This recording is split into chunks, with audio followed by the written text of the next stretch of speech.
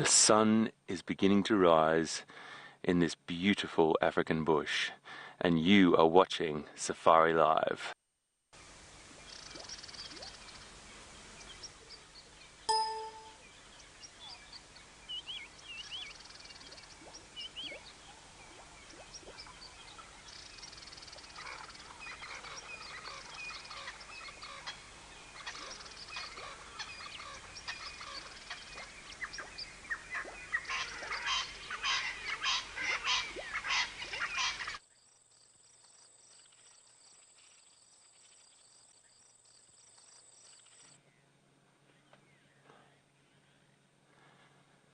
The sun is beginning to rise in this beautiful African bush, and you are watching Safari Live.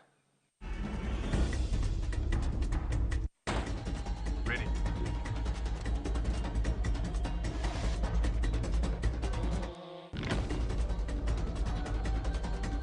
Standing by.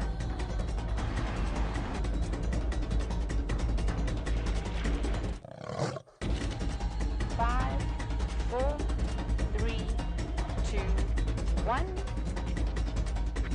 You are live, you are live. Good morning everyone from the middle of the South African bush. My name's Hayden Turner and this is Safari Live. We are sitting on Djuma Game Reserve in the wonderful Sabi Sands in South Africa. It is a magical morning. It's a bit cold again. Well, cold for us anyway, 9 degrees Celsius, about 46 Fahrenheit. And I've got the wonderful Brian Joubert on the back with me, with a special friend of his. Oh yes, the thumb is here as well to join us. And this is a special transmission for New South Wales schools in Australia for the first hour. And then we go back to normal Safari Drive. I'm crying a little bit again this morning. I'm not emotional. It's just that it is very, very cold and Brian and I are sniffling and crying as we drive. So we're sitting here in the middle of the African bush. And before I get started, I just want to read out the schools' names that are watching today, and we'll get that done. When you hear your school read out, give us a big shout out so we can hear it all the way from Australia here in Africa. Here we go. We have the Entrance Public School, Janali Public School, Soldiers Point Public School, Janali East Public School, Darcy Road Public School, Warrawong Public School, Weewar High School, fantastic guys, Dundaraban Public School, Mariong Public School, Tagara Public School, Kumila High School, fantastic to have another high school, Cabramurra Public School, Orange East Public School, Padstow Heights Public School, where am I? Barnia Public School, Stratford Public School, Narrowena Public School and Camaray Public School. Now that is absolutely fantastic, everyone. And if there's a public school watching that we didn't read out your name or you've just joined in, fantastic to have you with us as well. Now we've got loads of questions coming in. You can email us those questions. The teachers have all the details. If we don't get to your question, I'm really sorry about it. We get loads coming through. And what we're going to do is after we get this transmission finished, Taronga Zoo we'll send out an email to you all to find out how your school can just have a real personal experience with the Safari Live team later on down the track. So this is a Taronga Zoo, Taronga Conservation Society and Wild Earth collaboration, and we got it together because we wanted to just make sure we got these really fantastic broadcasts to your school. So thank you everyone for watching. Let's get on our merry way. We have another vehicle out with wonderful Jamie Patterson, and she's out looking around as well. So let's get going. So Mr. McGregor from Soldiers Point, fantastic to have you on board. And Mr. McGregor, you want to know what time it is. It is just turned 3 minutes past 6 in the morning here, and it is just getting light. It is a great time to be out. We do have a little bit of a quiet spot now and again, particularly when it's cold like this, like we did yesterday, and it can be a little bit quiet. But don't worry, as things progress in the morning and it gets a little bit lighter and the sun comes up, we do come across things. We did hear line all over here last night, so we've just got to try and find them. That's the tricky thing. Remembering a line can be so camouflaged in this winter bush. So at the moment it's winter here in South Africa, and that is what we call the dry season. That don't get a lot of rain at this time of the year. So it does look a little bit A little bit dry, but we're going to cruise around and see what we can find. Whilst I'm doing that, I'm going to cross over to an incredible person, Jamie Patterson, who knows loads about the bush, and she's out looking for line as well. So let's cross to Jamie and I'll come back to you very, very soon.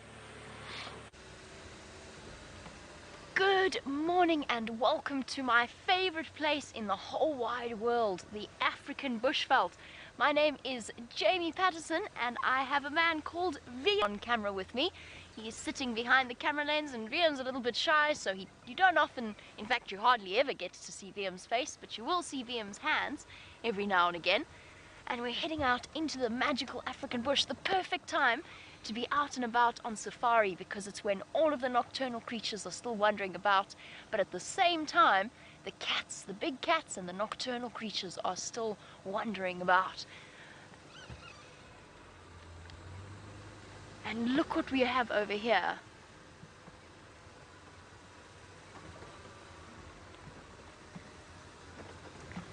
Look who is hiding off in the bushes. Enormous, almost ghostly grey shapes in this early morning light. Aren't they absolutely beautiful? Now, before we start talking about the amazing thing that is the African elephant, Fabian, lovely to have you on board. You wanted to know how loud a lion's roar is. Well, out here, even with our puny human ears, and of course, Fabian, you'll know that human beings can't hear nearly so well as animals can, a lion's roar on a cold winter's morning can be heard up to 8 kilometers away from where the lion actually is. Now, I woke up to the sounds of lions roaring in the distance, and I think I know where they are, so we're going to go and try and look for them and really keep our fingers crossed that they decide to come and pay us a visit. But first, we're not going to neglect the amazing thing that is the African elephant. And look at this beautiful family that is right in front of us. A mummy elephant and her 2 youngsters. I don't know if they're both hers. I'm sure there are other elephants around. But as I said, in this grey morning light, they're almost like ghosts of the bush. And despite the fact that elephants are absolutely enormous, they can walk very, very quietly. The enormous tusks covered in dirt from digging and breaking trees.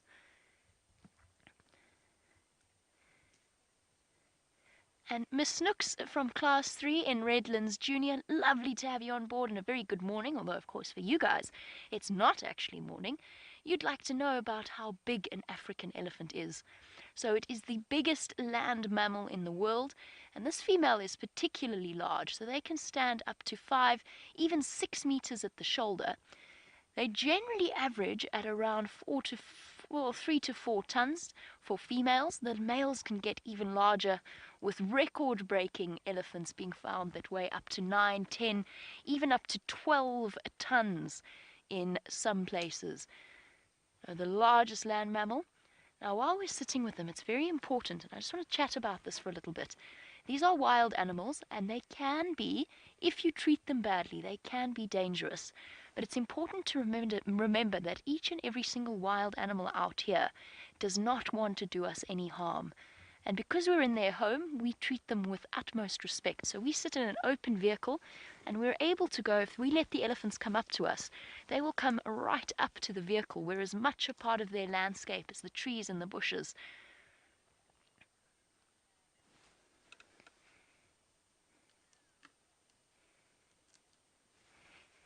And lovely to have you, Scarlett, from Camera Public School.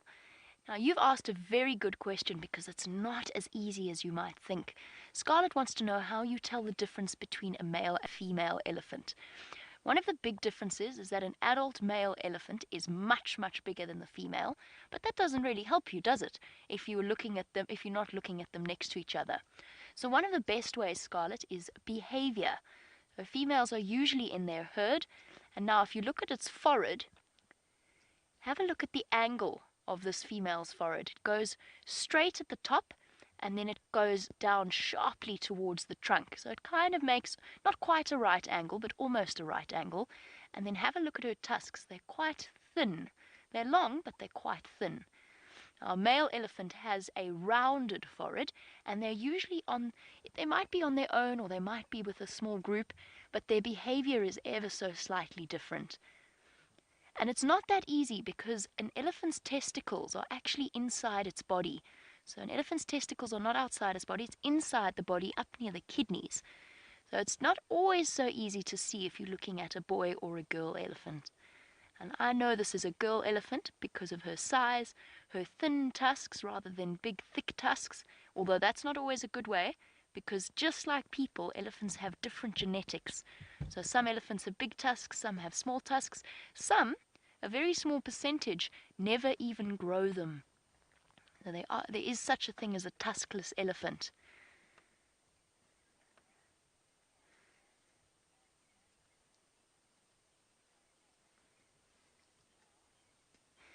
So Miss Gallia from class 4 in Wanya, it's a very good question and one that we get asked often, which is how old is the elephant that we're looking at?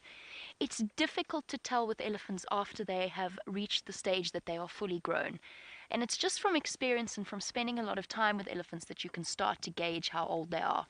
When they're young, they grow at a relatively set pace. So their tusks start to emerge like this little guy. I would guess at saying that he is around 3.5, 4 years old. And that you can gauge by the length that his tusks have grown. They grow on average around 15 centimeters per year, but those are worn down as well. So you can't really gauge an elephant's age by the length of their tusks, even though their tusks grow throughout their lives, because they kind of file them down by constant use. And then when they start to get slightly older, you will be able to guess at their age by their size, but it is a guess. If I had to tell you what I think this female is, I would guess at around 25. Of course, an elephant can live right up to 40, 50, even 60 years old in some cases, so almost as long as a human being. And then again, looking at the forehead, it's a very telltale sign in an elephant. The gap around at the top of the eyes starts to get more and more indented as they get older. Just like people, they lose their skin elasticity, so their bones become more prominent.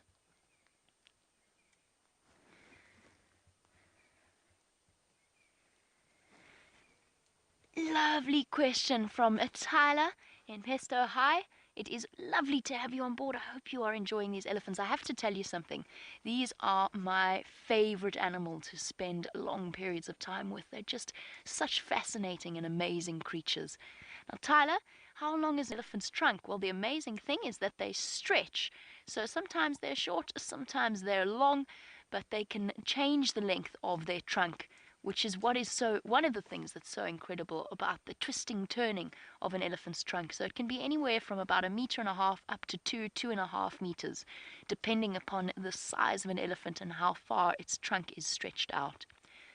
A beautiful girl.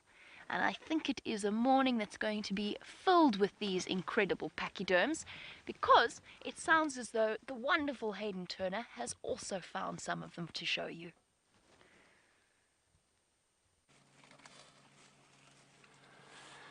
Well, how beautiful. This is elephant-tastic this morning, everyone. We've got this beautiful little baby just walking over to his mum there. He's just given us a little look. Look at this. Isn't this magic?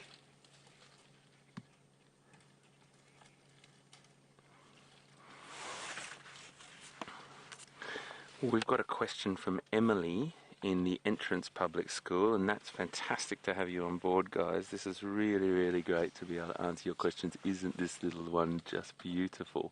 How much, your question is, Emily, how much does an elephant eat in a day? Look at him. About 150 kilograms of food they have to eat, and you can hear the crunching and the breaking of branches as we're speaking right now. And this is one of the bigger females behind us, but this little baby is just too cute as well, hey? But look at this one here. She's breaking down the branches to get the more tender shoots off the top and some of the bark and the things that she really likes to eat. And they're very relaxed. Very relaxed. It is such a beautiful experience, everyone, to be here in the presence of elephants. And Emily, that food that she's eating now is she's breaking a lot of branches down because there's not a lot of grass on the ground and not a lot of shrub vegetation at the moment. So she's going for the leaves at the tops of the trees and some bark and the more tender things. And she just moves through the bush and eats exactly what she wants to eat. Thank you so much for watching, Emily, and your class and your school. Great to have you with us.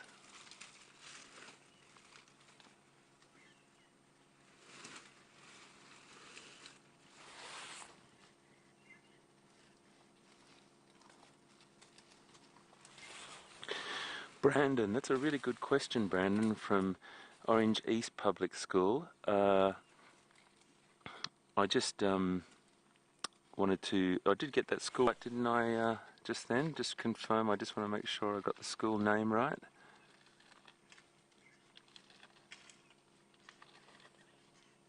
Yep. I do apologise about that, Brandon. I just wanted to make sure it was Orange East Public School. Fantastic to have you on board with us, everyone, and thank you for watching. Why are elephants so big, Brandon? Well, you know what? All animals find a special spot in the habitat or in the ecosystem, and elephants just evolved to be a really, really successful big mammal, and they've carved out a special spot in the ecosystem. And as time went on, millions of years, they got bigger and bigger and got to the point now where they are. But the interesting thing is, Brandon, they don't have a very, very efficient digestive system, okay, which means they have to eat loads and loads of food to supply energy to that big body of theirs.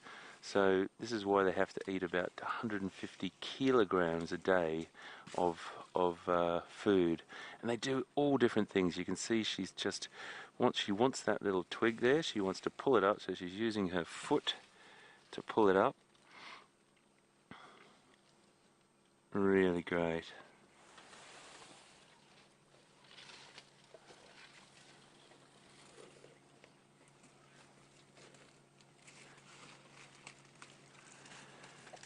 Lacey from Orange East Public School again, fantastic to have you on board with us.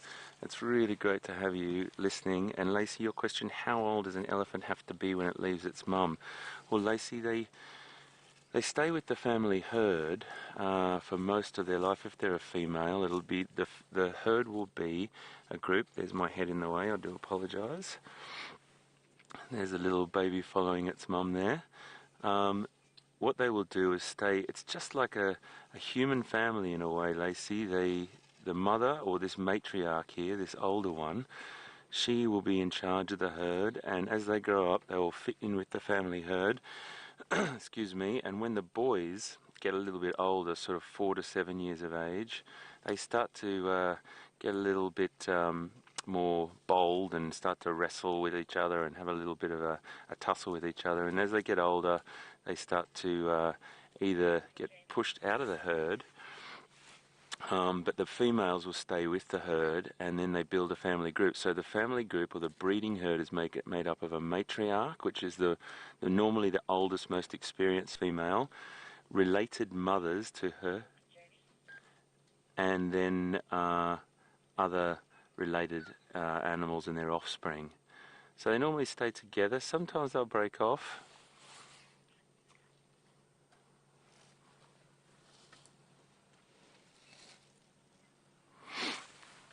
Got a question from Mitchell in Bonnier Public School. Really great to have you with us, Mitchell. Thank you very much for sending your question in.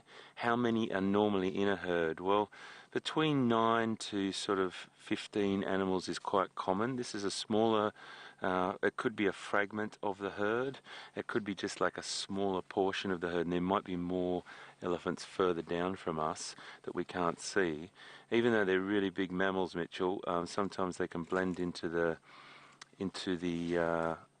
vegetation and the landscape really easily, and we miss them. And you can just see that the mother, that big female, has disappeared, but we've got 2 individuals with us still. And there's about 9 to 15 in a normal herd, and then sometimes those other herds join up, and what they call the bond herd, which might be two herds that are related, and then they'll join up and it might be 30 animals.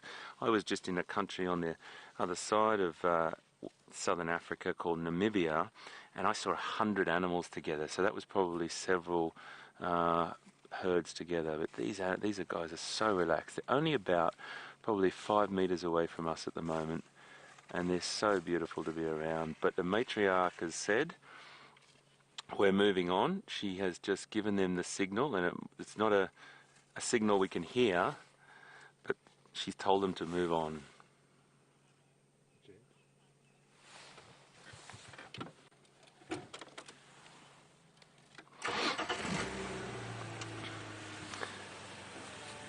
I just need to get that question again. I do apologise. I got Jensen from Camaret Public School, but the question I missed. I do apologise.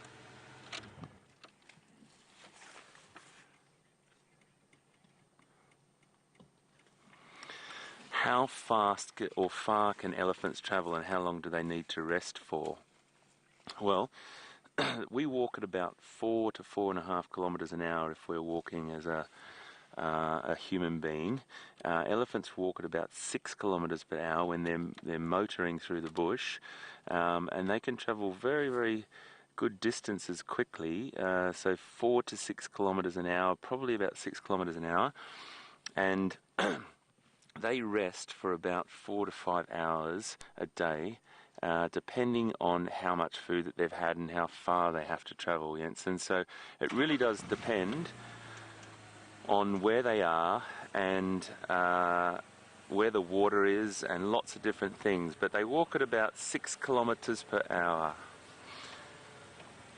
So what we're going to do is move on. We might come across these animals again. I think it'll be really nice to. We're going to just have a little bit of a look around and see what we can find. We're going to link over to Jamie and see what she's up to. We'll be right back. Can you see it? Good morning, everyone, and welcome on our little bushwalk. I shouldn't be talking that loudly. There are some impala over there, our most common antelope, just there. My name is James. My friend Jandre is on camera, and walking, tracking, and being on security detail, another good friend of ours called Stefan. There's also a wildebeest there. Jandre, can you see the wildebeest? Wildebeest, many of you will know from documentaries. They are the ones that run in those huge numbers across the East African plains in something known as the Great Migration. Over here, well, there are not so many of them, only about 100 or so. Let's see if we can get another view. Come. Hello, Cooper. You want to know how we get so close to the animals. Cooper, we're not actually very close. We're probably about 70 meters from those impala and wildebeest. They are very scared of us, and they know we are here, but we're within what we call the flight distance. Now that means that if we go to within the flight distance or outside the flight distance, the animals are going to run away. So there's a distance beyond which they know that they're much faster than us and they won't run away. But if we go too close, then they will run away from us. And of course, if you get too close to an animal and you corner it, well, then it can be potentially what we call dangerous. But these ones are not dangerous now. There we go. Now, if we look over there, we can see that impala. She's just looking at us. And now she's moving off. And they're all now starting to run off to the left of us there.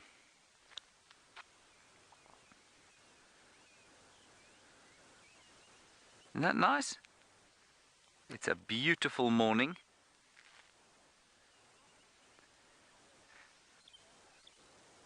Hello, Luca. You live, or you don't live, I'm sure you're working at with the entrance school. You're at school there, and you want to know how fast an impala can run. Well, an impala can probably run at about 60 kilometers per hour. Now, that's pretty quick. Do you know how fast somebody who runs the 100 meters can run if they're running it in 10 seconds? Just have a think about that. Usain Bolt, who we know is about to take part in the 100 meters at the Olympics, if he runs the 100 meters in 10 seconds, he's only running at 36 kilometers per hour.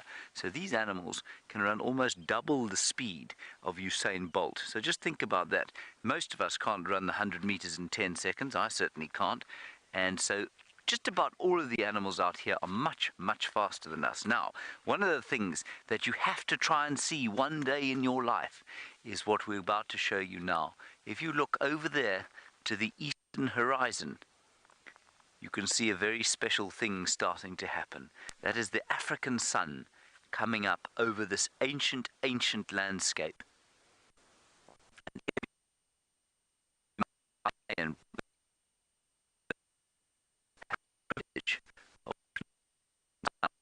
And it's wonderful.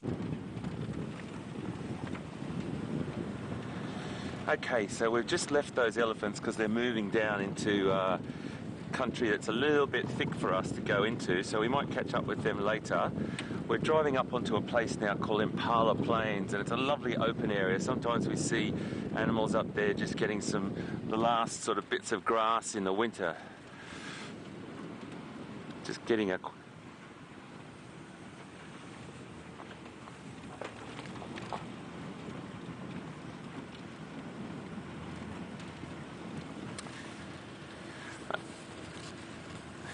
So we've got a question from Darcy Road Public School, and I was just listening. I've got an earpiece in Darcy Road, and class 5 and 6, you're asking a great question, but as I hold my hand up to my ear, I'm just pushing my earpiece back in to get the question from our final control room.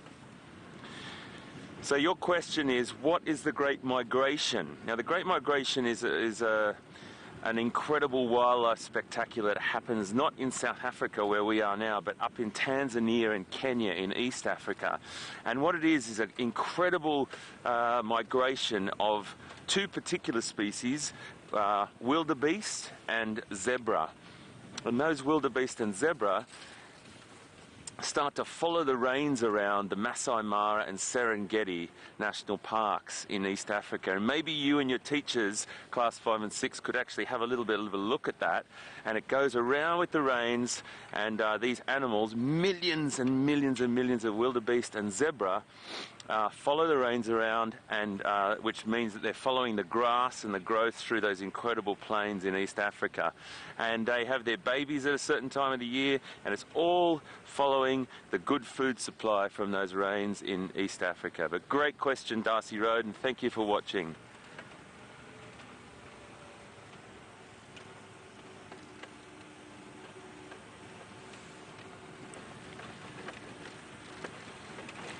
We've got a great question from Zoe in Janali Public School. Thanks for being with us, Zoe, and all your school friends there. Your question is, do we feel safe out here? Absolutely. We wouldn't be doing this if we didn't feel safe. We do have to know a little bit about what animals do, and we have to be very careful around elephants, animals like elephants, and we have to respect them, but we also have to keep ourselves safe. Brian and I on the vehicle here, we don't want to be in danger. We don't want to, it's not the right thing to do, and it's not the right thing to do for our safety or the animals' safety. So we feel safe, we learn about the animals, and we make sure that we stay just the right distance from them. And those elephants move close to us because they feel comfortable. They're comfortable with the vehicle, they're used to it, they know we're not a threat to them, and they make sure that if they want to move close to us, they do. If they don't, they go the other direction. But great question. Thank you so much for watching, Janali, and great question, Zoe. Thank you. It's keeping our eyes open here. Oh my goodness. Now I've got to stop quickly, and I'm going to cross over to something very special for you. Jamie Patterson. Wow, wow, wow. What a wonderful, wonderful person. And she has got something incredible to show you. I'll see you guys just now. Look at this incredible surprise that we have found waiting for us. I said I thought I knew where the lions were, and it turns out that we were absolutely right. And look what they've got with them. 3 absolutely adorable little lion cubs. Hello, are you playing? Look at them learning to hunt. Aren't they gorgeous, practicing the skills that they will need when they get a little bit older? Now, the wonderful thing is because I know this pride of lions, and I know the lions of the Sabi Sand, we can actually go and get a little bit closer. So let's try and sneak up on our amazing lion family.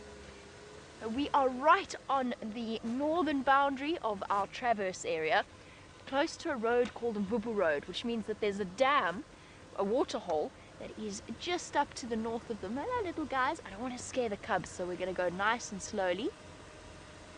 Hi. Good morning. Oh, there's more cubs.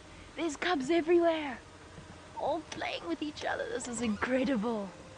Our lion cubs are just some of the cutest creatures that you can see out here. Look at them running down the road. Isn't this incredible? Ah, magic. I'm just going to stop here for one moment. Bear with me for 2 seconds. I need to be on the Game Drive channel, but it's going to be very short. Morning, Flamingala with my pimpans on Buffels of Cutline Junction and Mvubu Road. Static for now. It's just myself here. Look at you! Look at that one stalking each other, playing.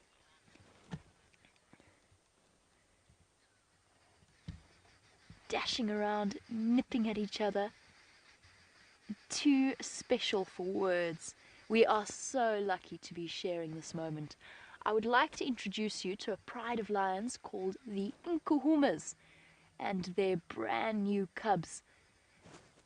They've actually got 8 of them as far as I know. There's 5 adult lionesses and 8 tiny little ones. At the moment I can only see 4 of them. Look at this, this is incredible. Watch them watching the cubs, keeping an eye on them, making sure that they're okay.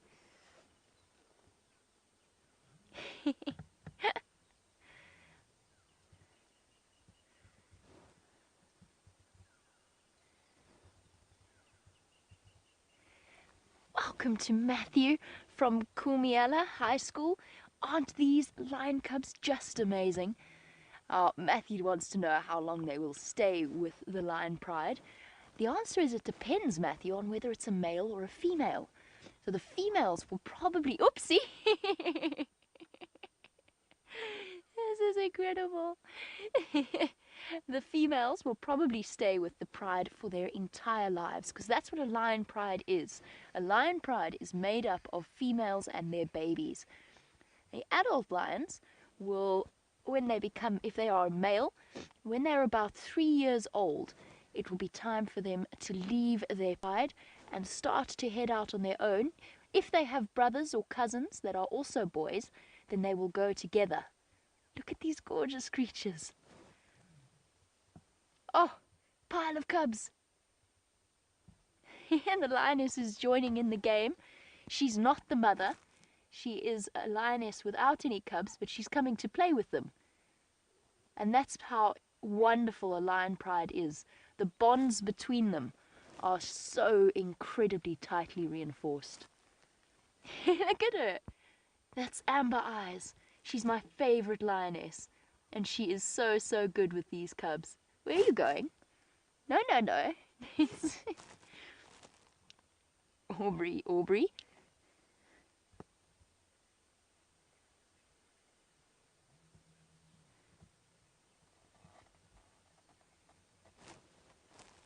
Sorry, everybody. I'll get to your questions in 1 second.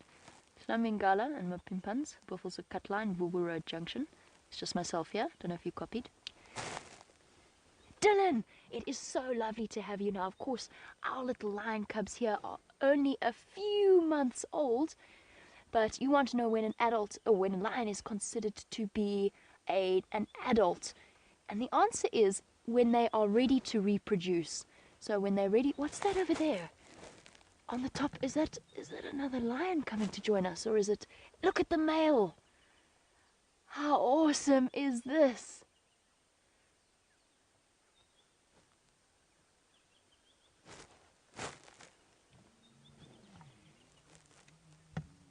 Copy, make your way up, putting you in charge of the lineup if you don't mind. There's also Mandoro Ngala now approaching.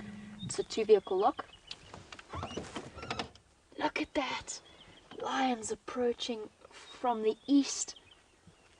The 2 big male lions, they are the ones in charge of this pride. They are dominant over this pride. They're called the Birmingham Boys, and the Nkuhuma ladies have recognized their call and starting to head in that direction. Let's go catch up. What a magical start. to a very special morning. Look at its little head. I'm sorry, I get really pathetically squealy when I see lion cubs.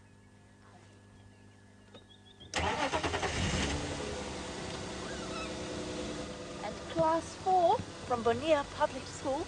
Very, very good question. Obviously we've got our females in front and then we've got the male lions approaching from the top of the hill, and you can see very clearly the difference. Male lions have manes because they spend a lot of time fighting other male lions, and they fight for the right to make little cubs like this. And the mane protects the most vulnerable part of their faces, whether it is their neck or the head or the back of the head where the spine is. Look at this. This is absolute. What are you doing? Are you climbing a tree? You're not a leopard. Lions can climb trees, but they're not very good at it, as you can see.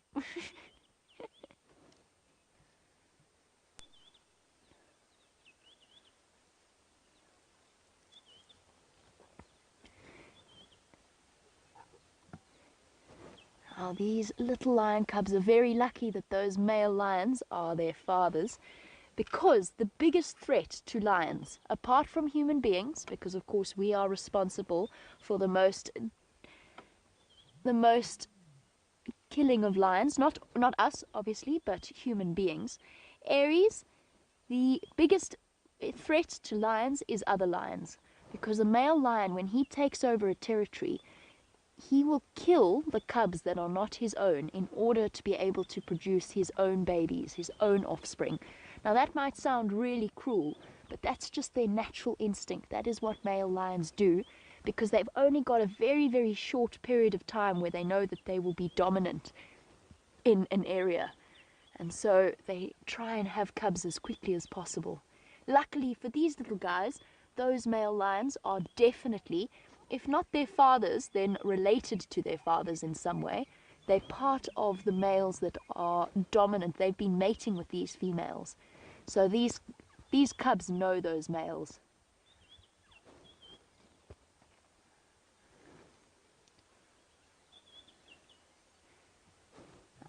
Now, because of the way that males behave, they actually have slightly shorter lifespans than the females. So Sophie, a female lion, can live up to even 16 years old, although it's usually around 13, 14 out here.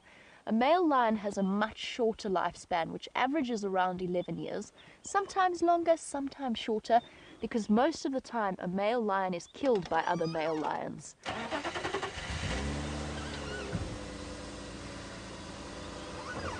This is absolutely incredible. We're going to get a closer look, and while we do, let's go over to James, who is on foot in this magical place.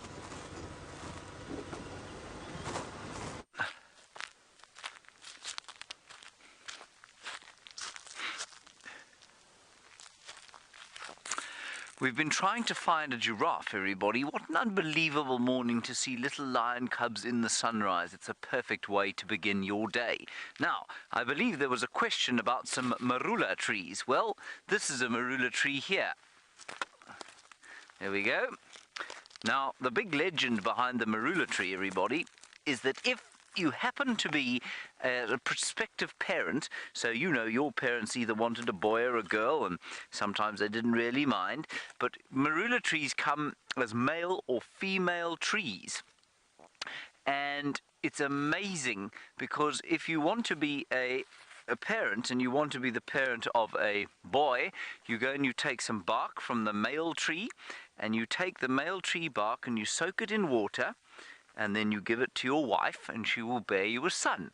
And you do the same thing if you want a female. You take the female tree's bark and you soak it in water, give it to your wife, and hopefully she will have a daughter. Whether this works or not, the older ones of you will know there's probably about a 50% chance of it working. Now, Sienna from the entrance school, you want to know how old a marula tree can be. You know, these things don't live that long. And it's because they are quite soft. They're quite soft trees, and so what happens is the elephants come and they dig out here. If you look over here, You see how the elephants have eaten out this bit of bark here? And what that does is expose the wood to wood-boring insects and various other things that will get in there and then rot the wood, and then the tree will eventually fall over because elephants will push it or because the wind will blow it over. So although this tree is probably, I would say this tree is probably about maybe 60 years old or so, 50 or 60, maybe 70 years old, it could potentially live here probably for about 150 years. I don't think it will though, because I think you're going to find that the wood inside the tree is going to rot, and eventually a strong wind is going to push it over, like, if you look over there. You see that big tree over there? That's a big marula tree, probably also between sort of 70 and 100 years old, that was pushed over by the wind. Beautiful trees they are. Now, Mrs. Parsons' class from Dunderudden School. We think that's right, everybody. It's quite difficult to hear what's going on here.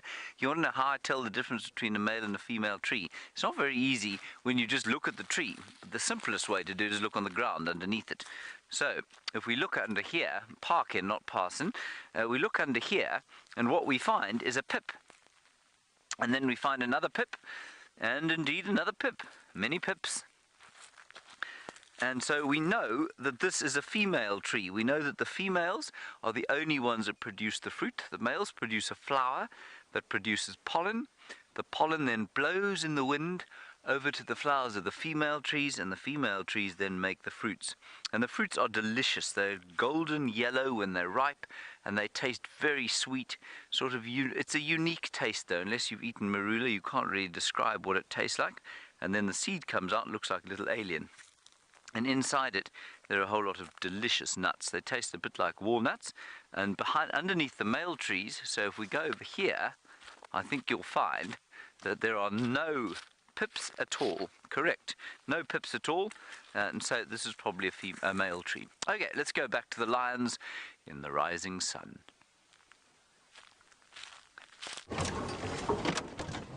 The male has just caught up with the rest of the pride. It is a really, really tricky spot here. So we're going to try and get you a view without scaring the little ones, which we definitely don't want to do. But he is one of the dominant males. So let's just stop here for a moment. There you can see the lionesses all going up to say hello to him.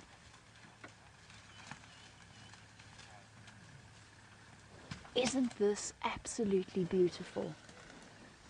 The big male lion, he knows that he could be the father of these babies. The lioness is all gathering around him to say hello. And also to make sure that he behaves himself around the cubs. Look at that. Bonding, head rubbing. Such amazing lion behavior to be able to show you. All sniffing to see what he's up to, what he's been doing while he's been gone. Let's go a little bit closer. So it's tricky here, as you can see we're in the middle of the bush, so we've got to make sure we don't scare the animals. But unfortunately we might lose them if they go further in here, so stay with me for now while we reposition.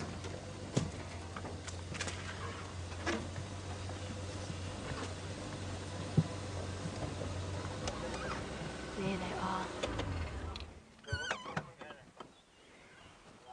are. Look at the cubs playing. Absolutely awesome.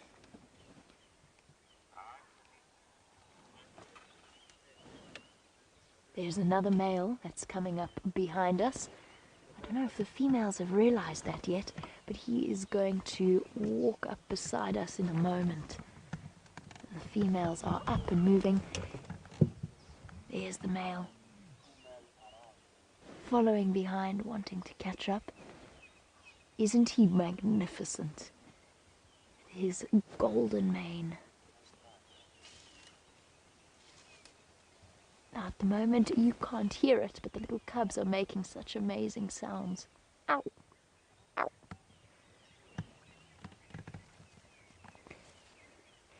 Andy from Camera Moa. I'm going to speak nice and softly because this big male is walking right behind the car. See how he's not bothered by us at all. Andy, no, male lions will not try to steal lionesses. I'll explain to you how it works in a moment. Just keeping an eye on what he's up to since he's right next to us. And his head comes up to the level of my door. Andy, male lions try to steal territory from other male lions. That's what they want. They want a patch of land. And they try to steal a patch of land that has lots of different groups of females on it. Because once they get the land, then they get the females. Look at him rubbing his head on the branch. He is absolutely magnificent.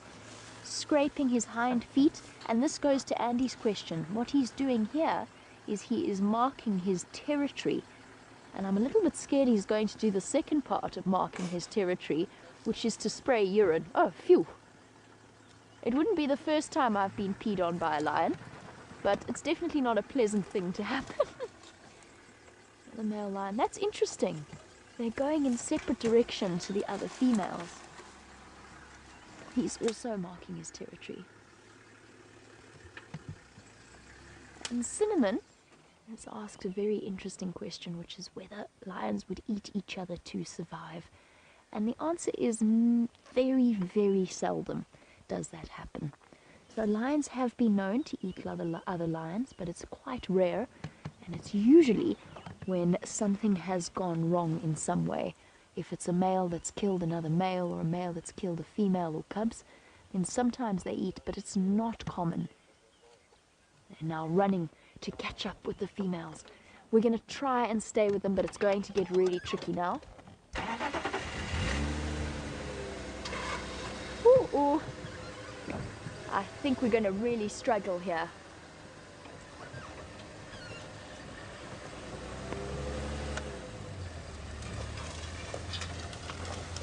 Hello, Sienna, from the Entrance Public School. Lions are pretty much born with the same color, so it's that brownish color. We call it tawny. And the reason that they are born that way and they stay that way is because it's really good camouflage. It helps to hide them away in the brown grass of Africa.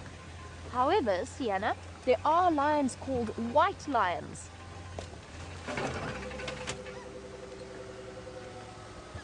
White lions are leucistic lions, and they're very, very rare. You don't get many of them, but you could see one of them out here. Okay, we're going to have to try and get through some thick vegetation here, and we don't have any view of the lions, so for now I'm going to send you back over to Hayden and his elephants. What an exciting morning.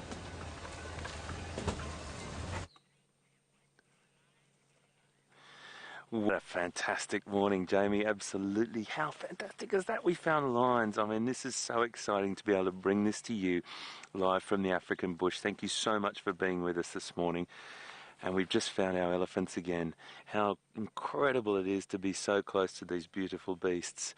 And they're feeding away so relaxed here, having such a lovely, lovely meal this morning on all this different vegetation. This is a big female with her calf.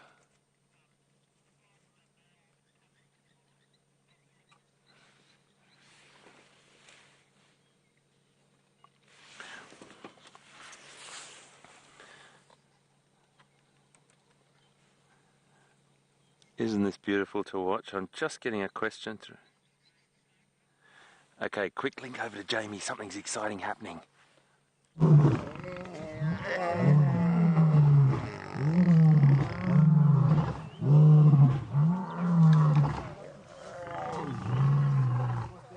Listen to that. Isn't that incredible? Lions are roaring. They've just had a little bit of a scuffle. The male's got too close to the cubs, I think.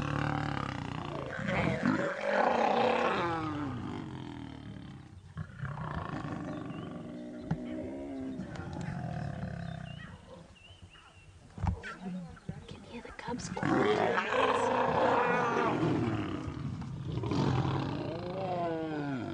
fiercely protective of their babies. We're going to reposition quickly.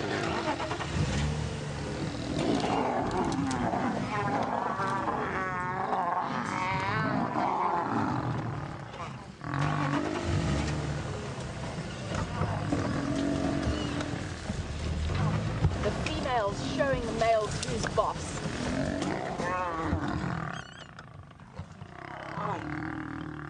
They're protecting their cubs.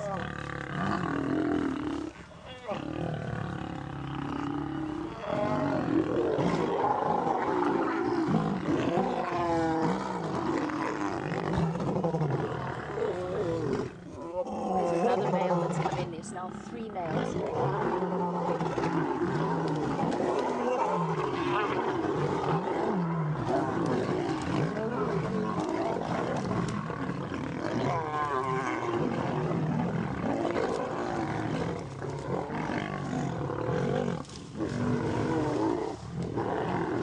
Two females have taken the cubs away.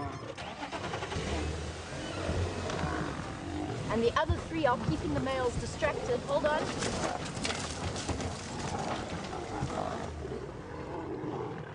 Incredible scenes playing out in front of us.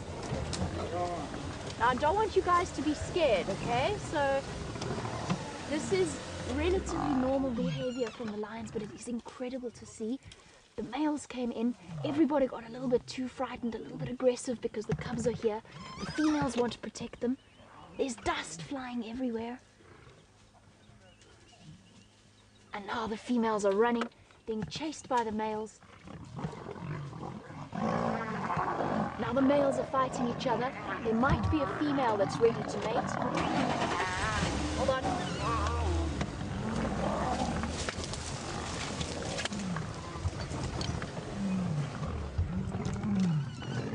And lots of roaring.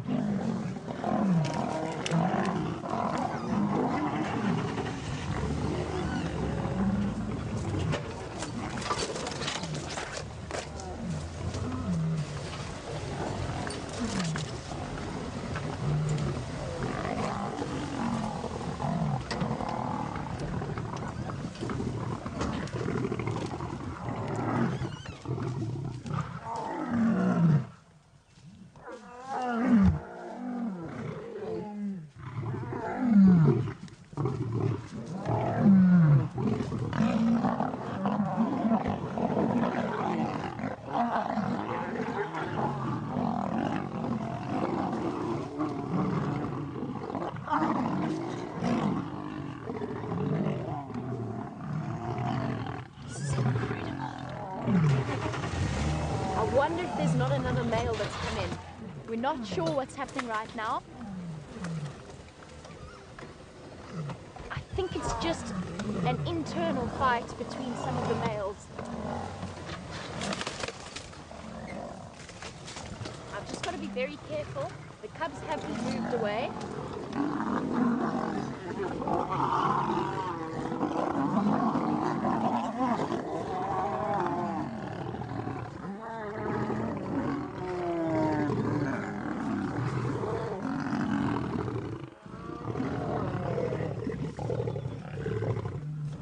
Okay, guys. Lioness is trying to get away and back to the rest of the females and their cubs. I think there's a female that's coming into estrus, and that's part of the reason why they're coming to blows like this. See how protective the male's being over that one female. Even though they are brothers, sometimes they still fight. Lioness is trying to keep them away from the cubs.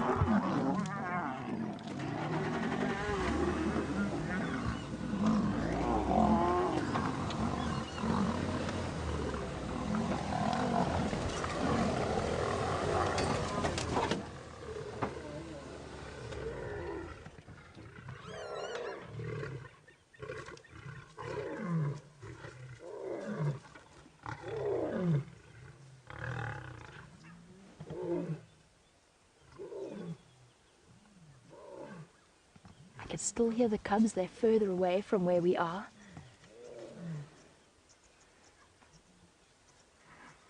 And Janelli, yes, the baby lions are trying to roar, actually what they're doing, because their instinct tells them to try and imitate the adult. They are roaring, but they have been moved further away, and they're also calling. They're scared of what's happening because there's just chaos. There's lions running everywhere. Their mothers have managed to take them away safely, and the rest of the pride are distracting the males, keeping them away from the cubs. But they're also calling, so they're making a sound that goes meow. There they are, listen.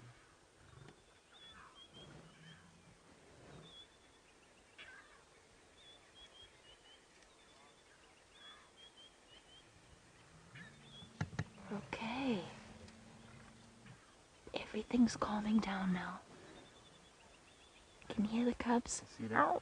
You got one. There they are. See? But confused. It's okay, little ones. It's okay. There's Mom. There's Mom. Protecting you all. See how she's shepherding them away? Ariana, am I scared? No, not for myself. The lions are busy with each other. But I was a little bit scared at times for the lions because I've seen they'll be fine. I know that this is between family members and between fathers, but I always get a little bit scared that perhaps maybe a cub will get in the way. But these moms are so experienced that they've been able to move them to safety. See how she's standing over them, protecting them from what's going on. There's now she's licking them, comforting them, making sure they know everything's okay. And lions fight, that's what they do. They're big wild animals, but they hardly ever hurt each other when they're part of the same family. And Shiloh, no, they don't fight every day. We don't often get to see this. But when lions, as I said, are wild animals. So what happens is when they kill something and they want to eat, they often fight over food. It's every lion for himself. And then sometimes what happens now is we've got some cubs, some mothers with cubs, but there's 2 females in this group that don't have babies, and they are now ready to mate, to make more babies. And what's happening is the male lions are fighting over access to those females. So this is not something we get to see every day. It's an incredible example of wild lion behavior. And yes, it gets your heart racing. This is what makes these animals so incredible.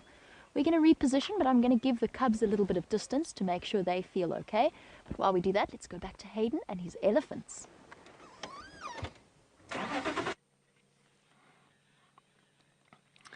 What an exciting morning, everyone. How incredible is this? And you just can't predict what happens in the bush. Some mornings it'll be really quiet and other mornings it'll be like this morning. Incredible stuff with those lions. I'm so excited that you could see that. We're still with this beautiful elephant herd. This is a mother and her calf, and they've been just feeding away whilst we've been with them, whilst all that action's been happening on the other side of the reserve. So beautiful to see, just incredible stuff. So this female here, she would probably be about 3,500, maybe 3,000 kilograms. That's about the size of 3 medium-sized cars, everyone. So it's a big, big animal. And her offspring there, or her baby, or her calf, who is now probably about 3 years of age, maybe 2 or 3 years, 3 years of age, I'd say, is probably only about a third or a quarter of her size. Even that, even a quarter. So they get up to probably about 6,000 kilograms of big bull, and that's about 6 medium-sized cars.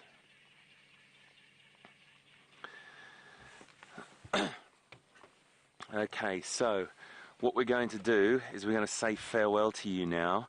We've only got a few minutes to go, I think 2 minutes to go. So I just want to say thank you so much, everyone, for watching. It's all happening here on Safari Live, and when I get back to Australia, we're going to send out emails to all the schools and let you know how you can have a more personal experience. We tried to answer as many questions as we possibly could, but we had so many. So what we can organise is one school can have the hour drive, and we'll get back to you on that. We'll send you an email when I get back to Australia, okay? So there's a lot of people I'd like to thank very, very quickly, and particularly the Taronga Zoo Education Department, Paul Maguire, Nikki Bedell, Rod Cheel, and everyone else that supported us through this little collaboration collaboration with Wild Earth, Graham Wallington and all the team here on Safari Live. It's an incredible experience to be able to give you this wonderful, unforgettable time in Africa every morning when we're here. So we're going to try and continue this, and hopefully you can have a look at the African bush. But remember, all the animals and the habitats around where you live is just as important as it is in here in Africa, anywhere in the world. And if you want to work with wildlife, you've got to follow your dream. I did it, Brian did it, all these team have done it, and anyone can do it. You can do anything you want, and particularly this guy here, Mr. Thumb, at the bottom of the screen says you can do it. Anyone can do it, and you can follow your dream and work with wildlife in any way, shape or form. You want to be a camera person, a technical person, or a presenter or a guide, whatever you want to do. Wildlife is all about looking after the planet, and you sitting there watching now, you're the next generation of people that are going to take care of this planet, okay? So you've got to make sure you follow your dreams, and if anyone is out there wants to know more information, you can contact us at Taronga Zoo at the Education Department, and there's loads of different programs that you can do. But one thing I'd also like you to do is to try and follow on, talk to your teachers, and try and do a project after this on anything you've seen. It might be on elephants, it might be on lions, it might be on Africa, but just make sure you follow your dream and really look after this planet, kids, because it's what it's all about. Okay, I'm going to say goodbye to you and cross over to the wonderful Jamie Patterson, and thank you also to James Hendry on the walk. We will see you next time from Africa all the way to Australia at the schools in New South Wales and Taronga Zoo Conservation Society. Thank you so much. Let's go and see what Jamie's got to finish with those lions. What an incredible scene we have been witness to. Some seriously dramatic stuff happening first thing in the morning. I just have to reposition, I'm sorry. We've got another vehicle that wants to come past us. Okay, so we're just going to let him come through. Bear with me one moment. How absolutely incredible was that? So what I've done is I'm actually giving the cubs some space. So I've let them move off. There is another vehicle with them, so we've just split it into two different sightings. I'm giving the cubs time to get away from the drama that just played out. Amber Eyes is distracted at the moment. So a big farewell to our schools. If they are still watching, I hope you had an amazing time all the way in Australia. And for our regular viewers, how absolutely astounding were those scenes. How was that noise, Liam? It was incredible. Absolutely incredible. And there was a moment where I got, you know, when you know that everything's going to be fine, because this is what happens with lions, and males and females come to blows regularly, especially when there's females in estrus. And males come to blows, and I know that these lions will not do any damage to their own cubs, but sometimes things go wrong in the lion world. Sometimes that aggression just takes hold and it gets out of control. And there were a few moments there where I was a little bit concerned for all the parties involved, particularly the cubs, because you could hear them ow, ow, ow, contact calling to each other constantly. It was quite heartbreaking, because you could just imagine how terrified these poor little things were. You can still hear them. Shame, little ones. Imagine what that must be like for them. Dust flying. Anna Marie says her heart rate is only just slowing down now. Mine too, and I imagine Amber Eyes as well. She did an amazing job. You know, to watch the way that these females work, to see them banding together like that against the males is perhaps the wrong word, but she immediately went into intercept mode the minute the male lion actually arrived on the scene. And then when they were outnumbered, I don't know what triggered that fight. My suspicion would have been, I'm just going to reposition, just go forward ever so slightly, I'm not going to go far. My suspicion is that the males started fighting over one of the females, whether it's Amber Eyes or the young female, or perhaps even one of the lactating females. And I think that might have been what triggered it. And the lionesses stepped up their aggression to match that of the males because there are cubs here. That would be my interpretation of what went on. Everything seems to have calmed down. This male has somehow proved to be victorious for now, but another male is contact calling to him. And Amber Eyes, all she wants to do is go back to the rest of her pride, but he's blocking her. I wonder how they feel after a moment like this. I mean, he's got blood on his nose. Their adrenaline's sky high initially.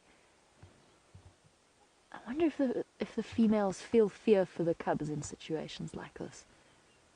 Because sometimes lions do. Just that wrong instinct is triggered. Here comes the second male.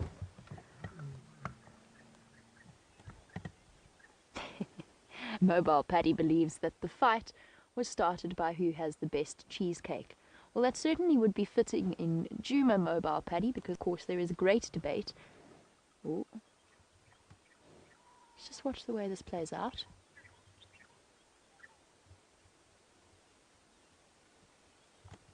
This male, let's just see if he decides. No, he's not. Oh. Ah, the male growling, acting very protective. Oh, that was a clear message. Go away. Came through very, very clearly here. At some point we're going to have to leave the sighting because there are other vehicles wanting to get involved. So I'm going to be chatting on the Game Drive channel for a bit. Let's head over to James while I do that.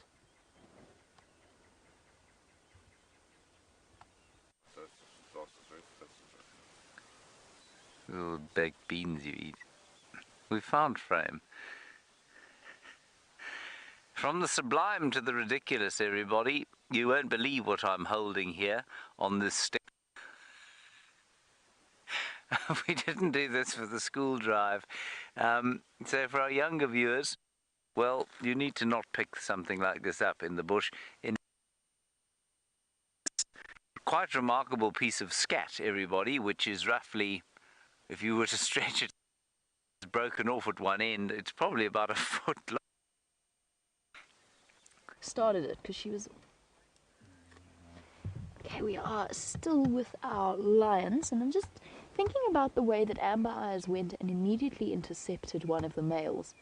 And she was quite flirty when she first went up to him, almost kittish. There's something that the lionesses know how to do with the males.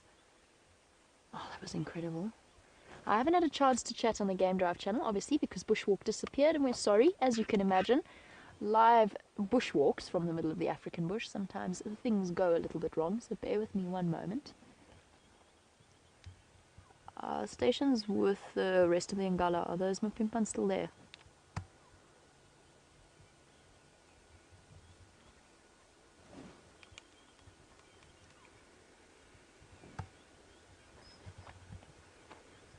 Okay, copy. I'm going to be pulling out of the sighting, but I'll make my way back in once the other vehicles have had a chance to view them.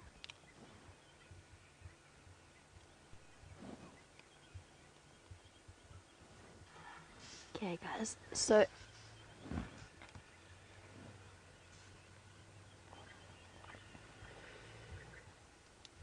Okay, copy.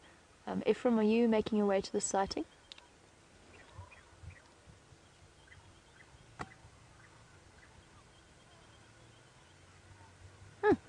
We might not have to leave. Okay, copy, thanks. I'm going to make my way in. Okay, let's go see how the cubs are doing. Never mind, here's Mike on the Game Drive con. Sorry, bear with me one moment. Standing by.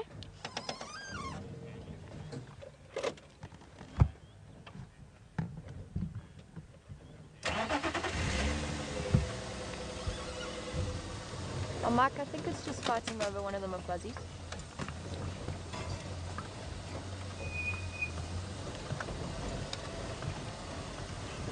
Yeah, the Mufuzzies just got aggressive because the Mpimpons are here.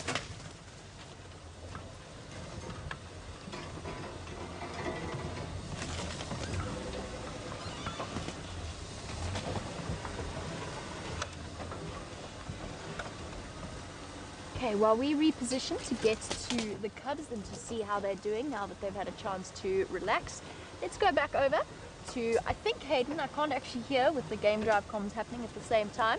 But we're going across to somebody for an update somewhere.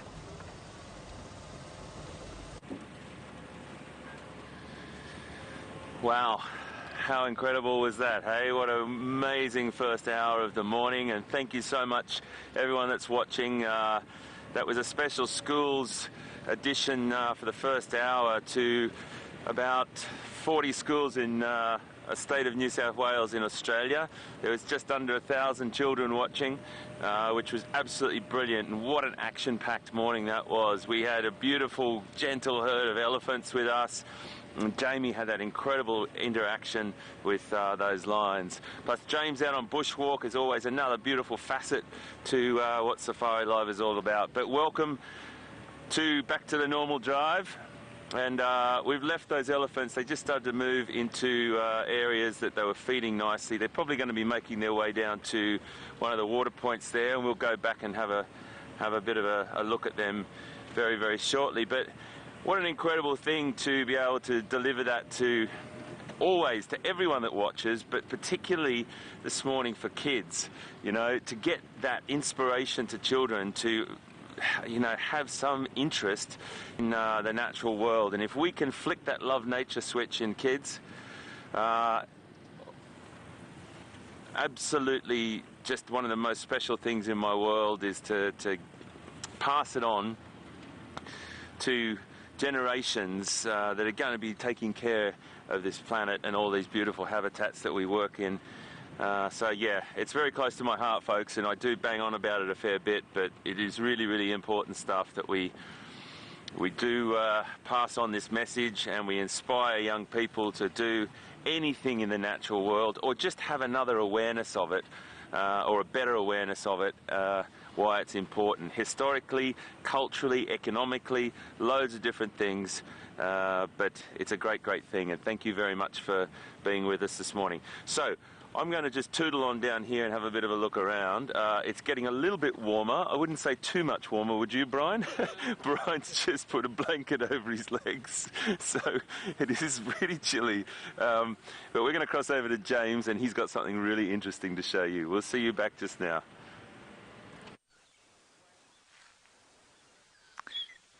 Now, while we look at that magpie shrike, everyone, I must just apologize. We had a little bit of a delay with the feed last time. So as we came live, I was talking to Jean-Andre about the fact that he has a propensity to eat baked beans, which of course we all know the effect that that has on the bowels.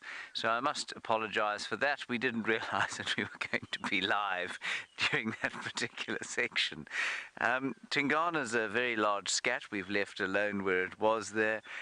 Very embarrassed indeed, and do apologize and hope that nobody was too offended, or certainly not as offended as I am, by Jean-Andre's foul and offensive bowels. Now, let us look again at the magpie shrike over there. And I know you can't really hear them. Don't have an ambient mic on the bushwalk, but they're making a lovely call, so I'm just going to be quiet for a second.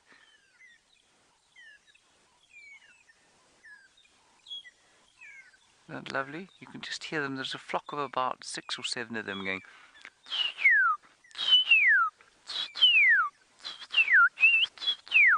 Loving the morning sun that they've got on their backs, and just off to the left of them, a crested barbet going.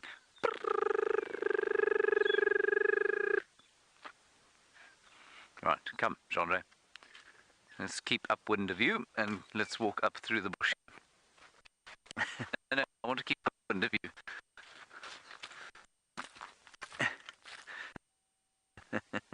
Oh, Justin, thank you for your question. You want to know if I'm still recovering from the enormous finger. There it is, Justin. Look at the immense swelling. Can you see that? Discoloration of the skin. It really was a very troublesome time for me. Thank you, Justin, for caring about the immense injury that I received yesterday. That's very kind to have noticed. Right, we're going to walk through here now and see what we can find. We were going pretty much into the area where the lions are, but now that there are lions there, we're not going to do that anymore. And we're rather hoping to go into the system. Hang on 1 second. I thought for a second that this grass... Steph? It hasn't, has it? No. This is actually growing here, everyone. This is yellow thatch. Wow. Come and have a look here, Jandri. This is yellow thatching grass, Hyperenia dissoluta, which is a not particularly good name, but it's not bad. And it's obviously been flattened by the elephants coming through here, and it grows in a stand in what is clearly a seep line, and we know that from the fact that there are still the cluster leaf trees here. But if you were a local person living around here many years ago, and indeed even now, house, then this kind of grass was what you used to thatch your house. And it grows into this long straw during the winter time around here. And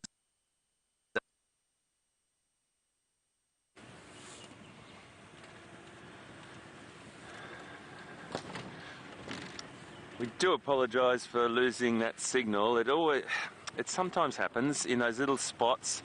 Little gremlins get to us, but I'm sure you understand we're broadcasting live, and particularly on the bushwalk. That's an incredible feat to think that there's a signal coming from a walking safari. So apologies about that, but I know you all understand. We're just coming down through a little drainage line here that sometimes we see leopard. We did hear about some leopard tracks, but they went well onto another property that we don't traverse, so we're not going to go and follow those up. We just wanted to come down and have a little look through here. It is a little bit quiet down through here this morning, but it's all good. We've had beautiful elephant, and we're going to go back to them. And we've also had beautiful lion interaction this morning. But if you've got any questions, please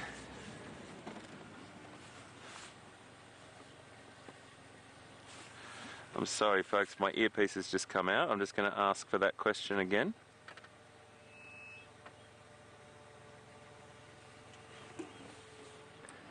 Sorry control, can I just have that question again? Got some water buck just there, mate.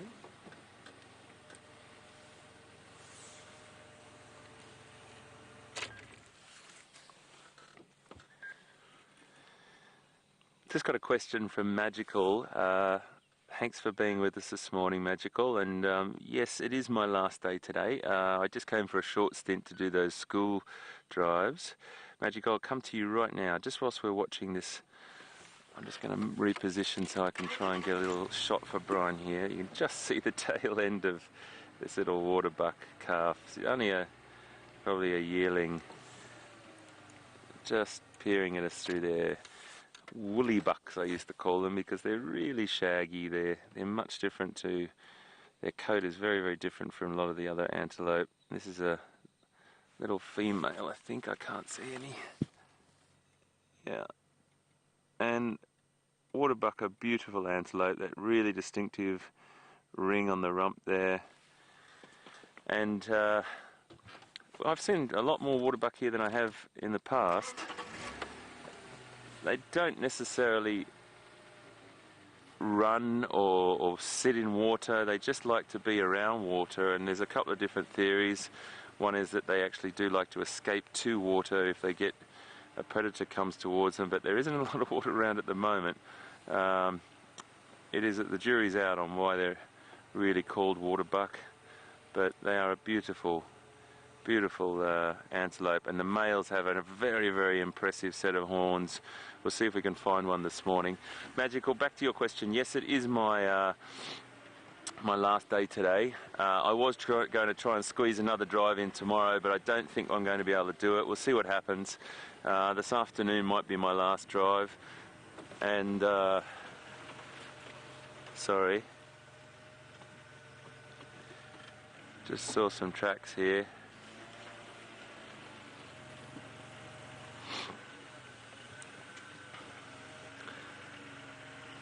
I do declare we might have a leopard track here.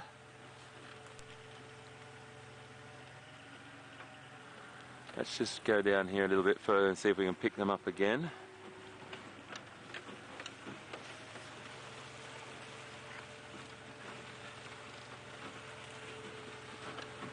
Okay, we're going to go. Oh no, it's hyena. I do apologise. Just let me see if I can show you this track. And you can tell that it's hyena. Brian, maybe, oh, it's really tricky for Brian, folks. I can't really get it to you, mate. Well, I suppose what I wanted to show you was at the track. I thought it was leopard. It was in a bit of really soft sand, and I couldn't really tell. But the reason why I can tell now, and I just want to get my app open to show you the track, is because it has something very distinctive. And please bear with me. I just got to look it up. So I've got this little app here that allows me just to bring up. They're not very. They're just really basic tracks to show you, but it does at least allow us to show you what the track looks like. And I saw a track just down there, but I couldn't see those toenails. And this is a very distinctive feature of the hyena track just here. These toenail marks, and if it was a leopard, you wouldn't see those. And I just sort of had a glance at it, and then I've got a track right next to me that I can't actually show you on camera, but it's got these very distinctive toe marks, so we know it's hyena. Okay, so I just wanted to show you that. It's a great little app just to share with you. Right, I think we're going to cross back now to Jamie. Is that correct, Bex?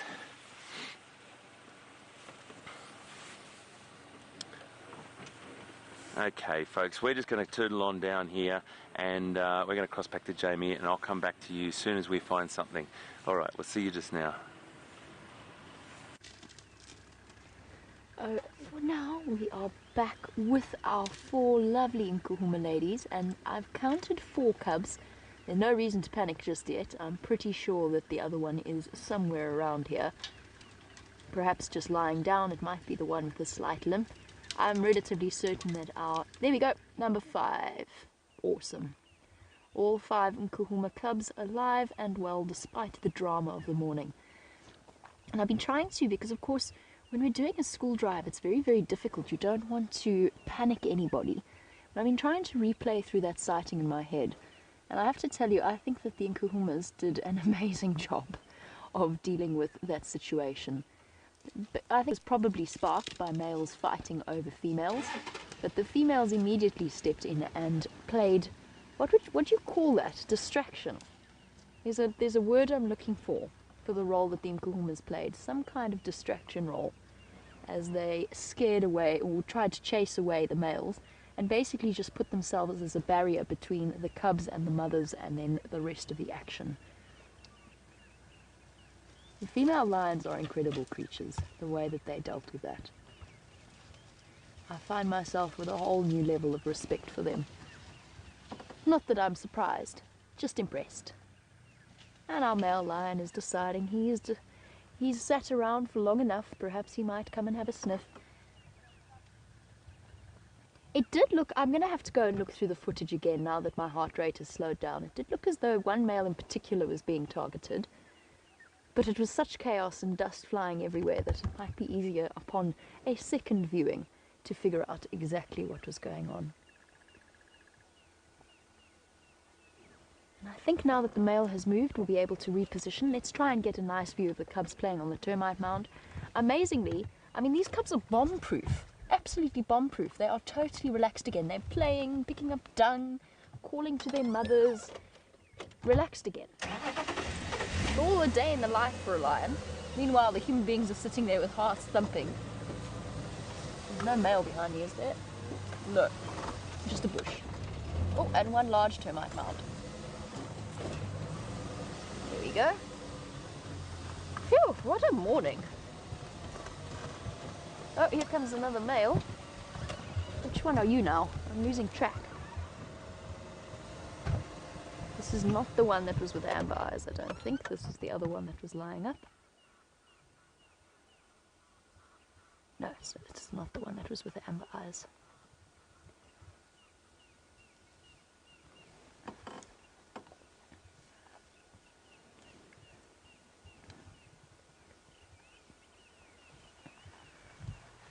Lovely question from Kale as we look at our beautiful blonde lion.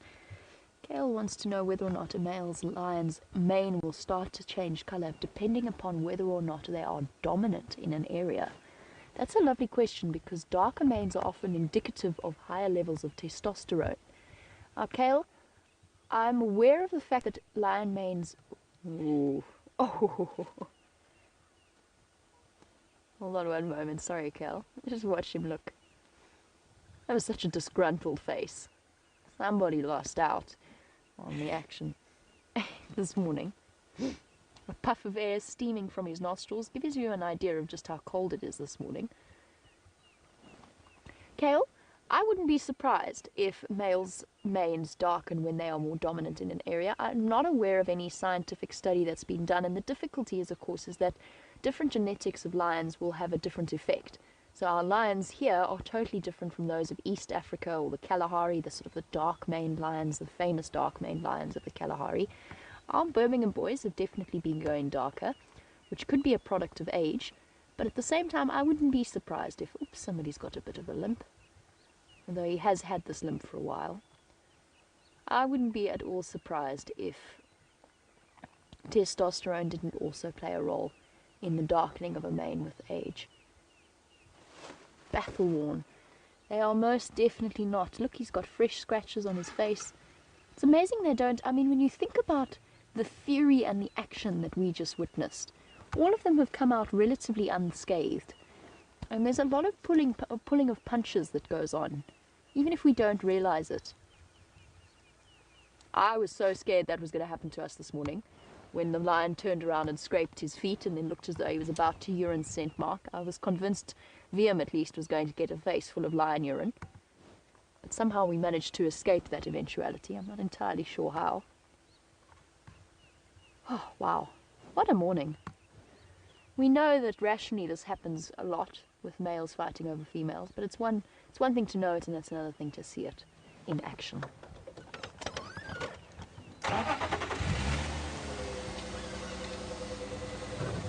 And the noise! But yes, they must have been pulling their punches through that whole experience. It's like when lions fight over food. It always looks so dramatic, yet at the same time... Sorry, mister, do you mind if I come through quickly? You look like you're okay with that idea. Yeah, good boy. Lying down. Can't you... Oh, wow, look at his golden halo. Can't quite find a position to get it in. There. A halo of gold around our male lion.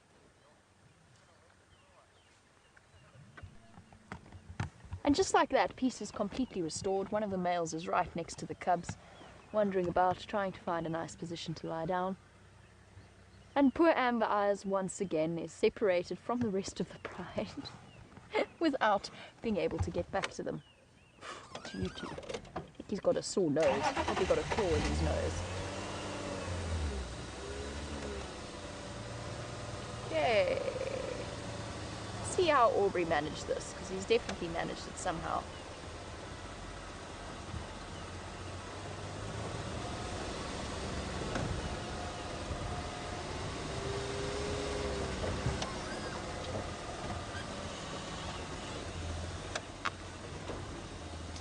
I don't think any of us were expecting the morning to go this way, but it's been one of the most interesting lion sightings that we've had. Not that we've had boring lion sightings, but it has definitely been a very interesting one. Look at this gorgeous cub on the termite mound. Just for a moment, we'll stop and look at it. Peace is completely restored.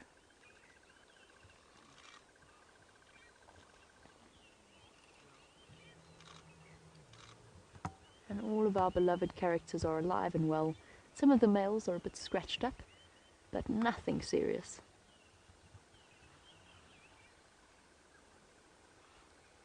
Hello, little one.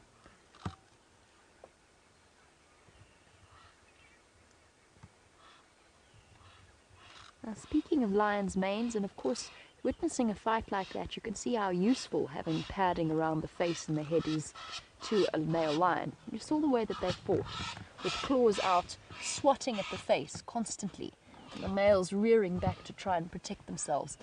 You can see how useful a mane really is for a male lion. The females don't do that all that often, but for a male it is very, very useful. Now, of course, our little cubs haven't quite got their full heads of mane yet.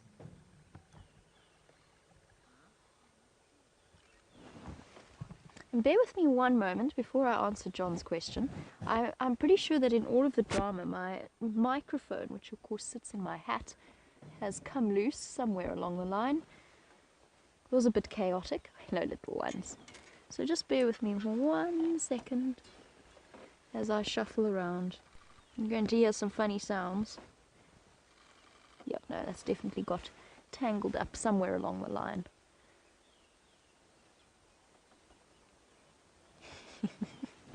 Luckily we've got cubs to keep us entertained. There we go.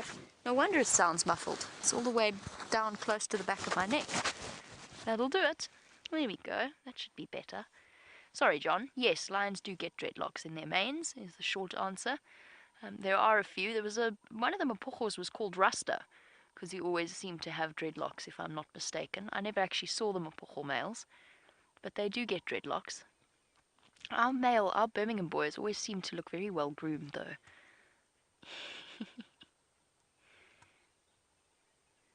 Look at me. I'm a big scary male lion. And speaking of our little cubs, imagine what they learned from today. Chris, our little lion cubs will actually start looking fluffier if they're boys in a couple of months' time. So at around 6 months, you can start to see increased fluffiness around their heads. By 2 years old, they have a spectacular mohawk that makes them look like gangly teenagers. And then by 3, the mane starts to fill out. It's only when they're about 5 or 6, that, depending on where you are, because obviously in hotter climates, that mane is a serious disadvantage. So in hotter climates, even though it is a reproductive tool like horns on antelope, in certain places lions don't grow their manes as quickly as others. So the average for this area is 5 to 6 that it really starts to fill out and head down the shoulders and down the chest and into the armpits.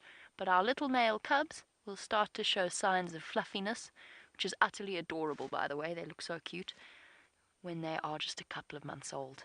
They're already starting to show signs, I think, if I look at some of them. And look at you.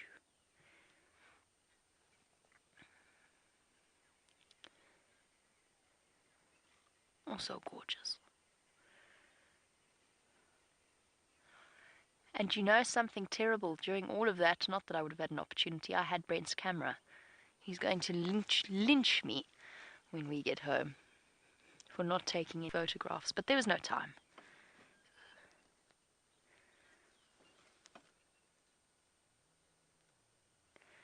And our little chocolate box lion cubs, all safe and sound. There's Limpy lion cub,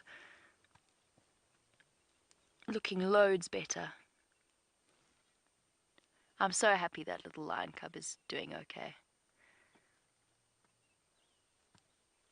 Resilient animals.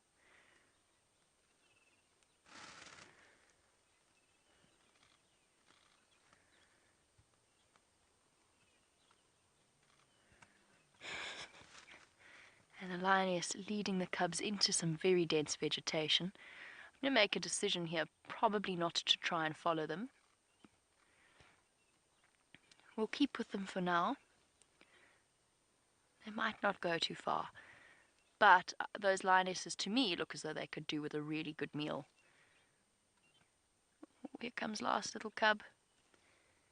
Quickly, little one, you're going to get left behind.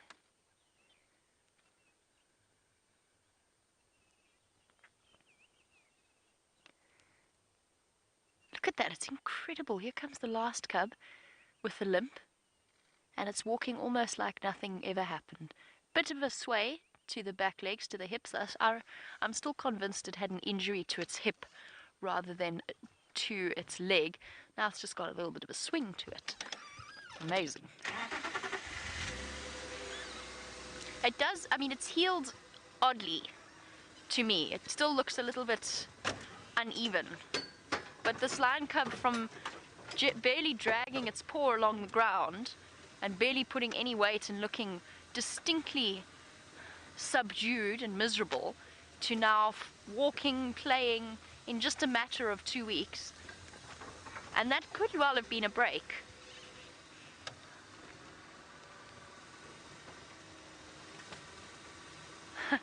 Andreen, you and me both. I would love to know what the cubs were thinking during all of that.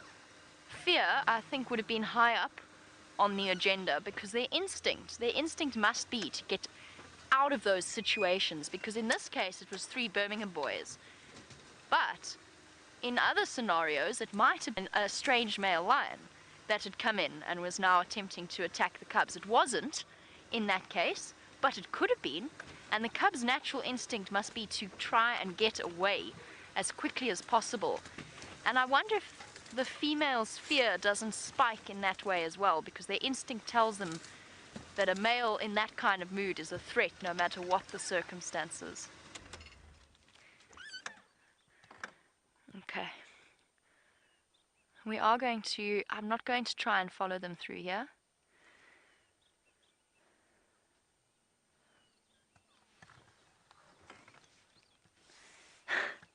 I want to do that. Chris Rogue has put her finger on it. While our lions move off, Chris Rogue has said that she feels as though she's drunk 15 cups of coffee and go in Kahuma Girls, which is exactly what I was thinking the whole time. Come on, girls, come on, girls. It's a very good description. 15 cups of coffee is exactly the way that I feel. I do need to chat to Taxon on the Game Drive comms, so let's jump on the back with HT for now, and I'll catch up with you shortly.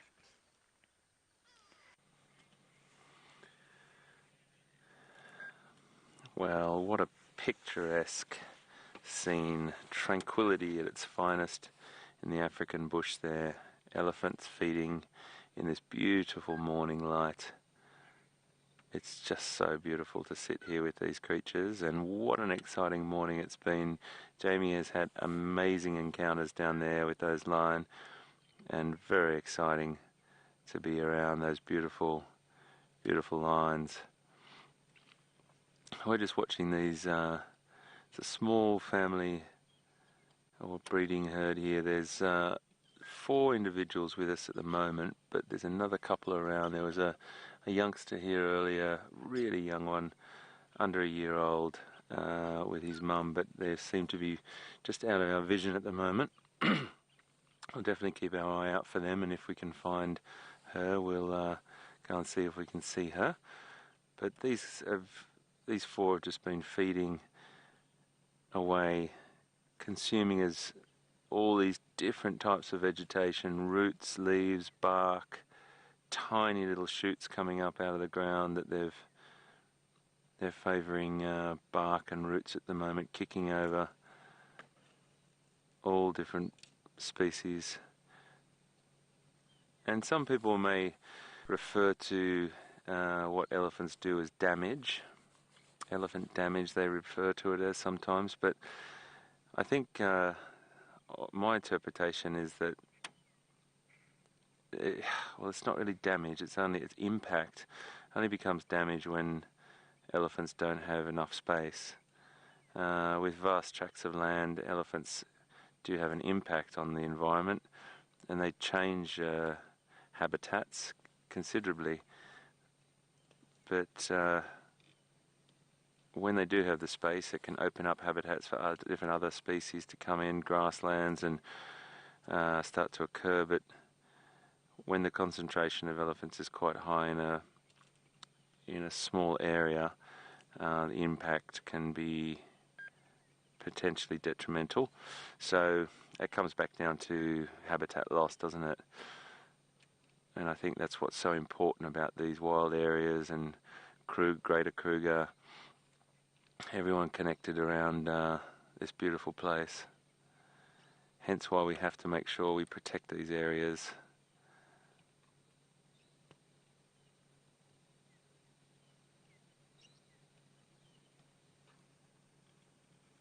So we had a question before from Magic, and I don't think I answered it properly for you, Magic. Thank you very much for your question and being on board this morning. It is probably my second last drive. I'm going to try and do another one this afternoon, and I was going to try and squeeze another one in tomorrow morning, but I do have to fly back over to Namibia tomorrow, and I don't think I'm going to get a chance, but we'll see how it goes. But gosh, it's been a fantastic time to come back and be with the team, and also to see these incredible animals.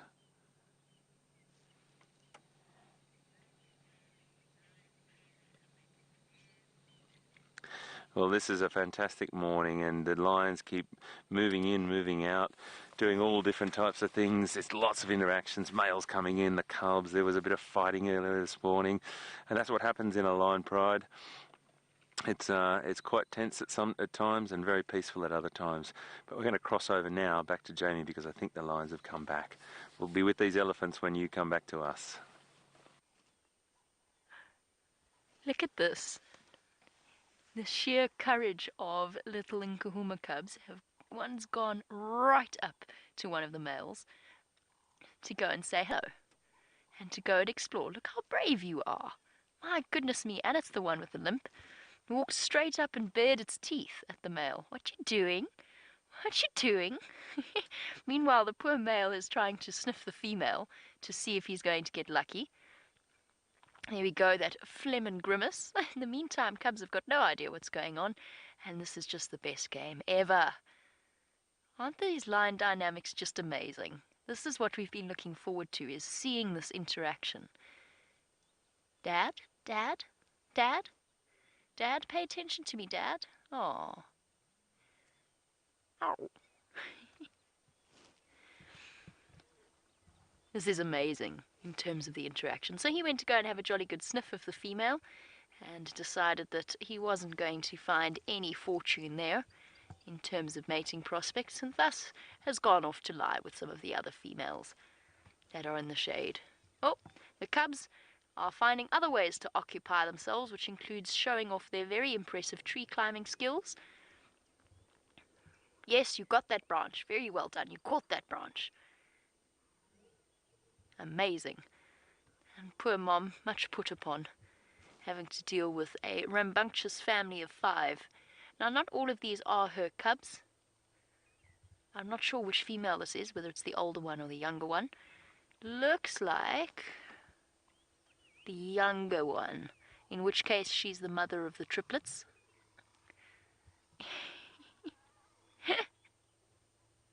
So gentle. Look, she's also injured. She didn't escape unscathed. She got a little bit of a nick around the side of her mouth.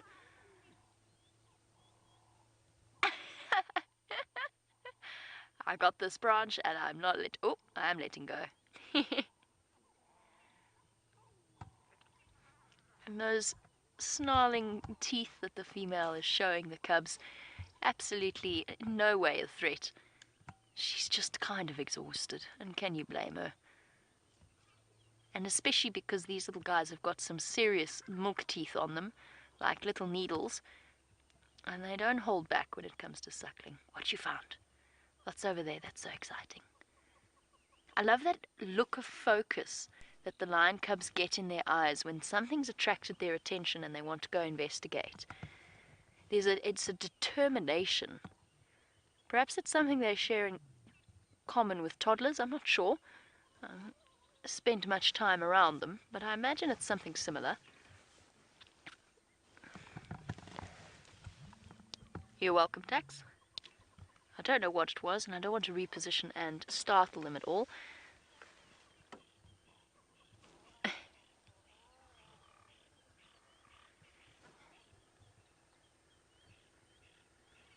I've been looking forward to moments like this. Just peaceful, not what we witnessed earlier, but the moments with the Nkuhumas and the Birmingham boys. Nkuhumas have been, I think, to me, just because in terms of time that I've spent with them, they've become my favorite lions.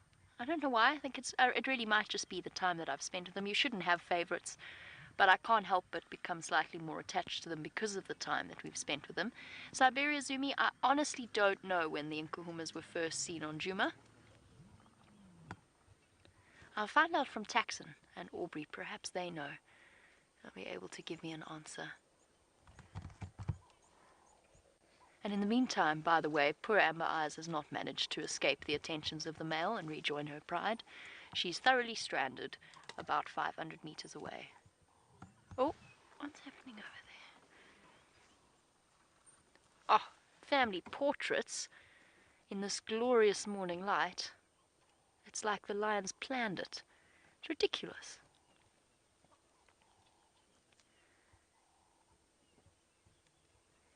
We should have known from the very first day when all three little triplets lined up and posed perfectly for us. Ah, Amber Eyes is calling.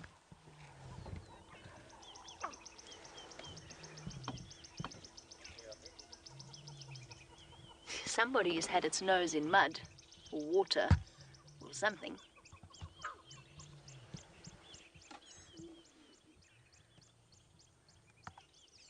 Let's see if these lions respond.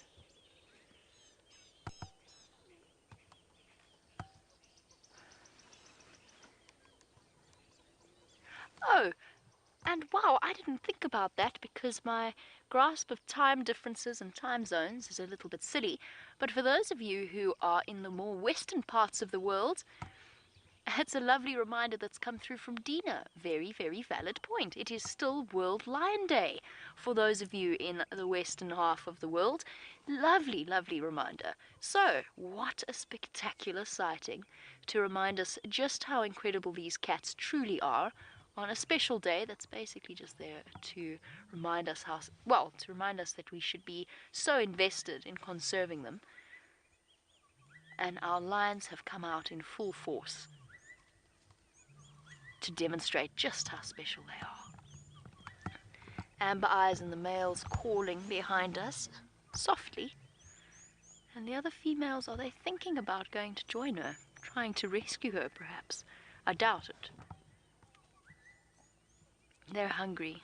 They've got empty bellies and cubs to feed. They don't have time to linger, driven by the need to go and hunt and eat something.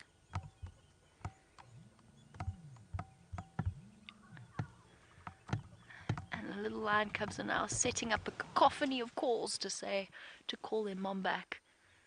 All the lionesses are going in that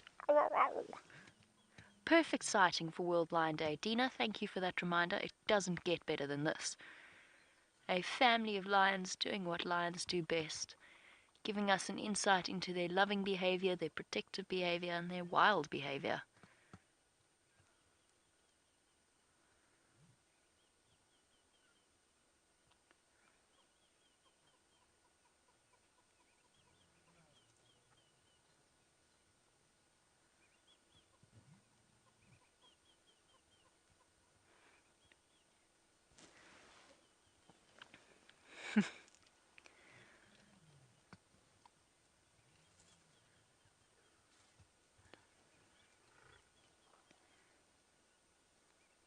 Watching to see where the females have gone. Amazing the instinct of the lion cubs. They know when to stay and when to follow.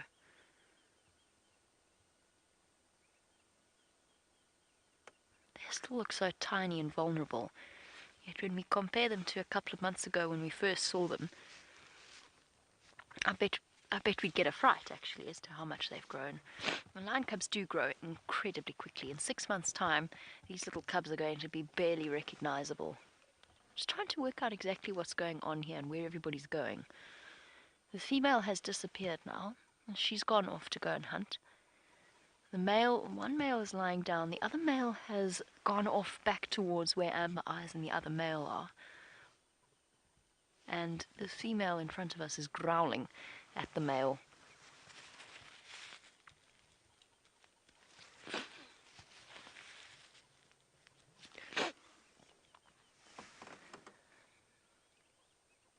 No luck today, boy.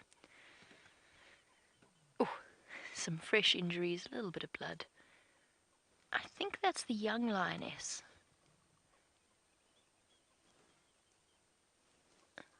So he might be in luck there. She's the only lioness left in this pride that doesn't have cubs or is pregnant, or as far as we know is pregnant. So he might have some luck with the young lioness. She's also played her role in protecting these cubs and playing with them and teaching them the skills they need.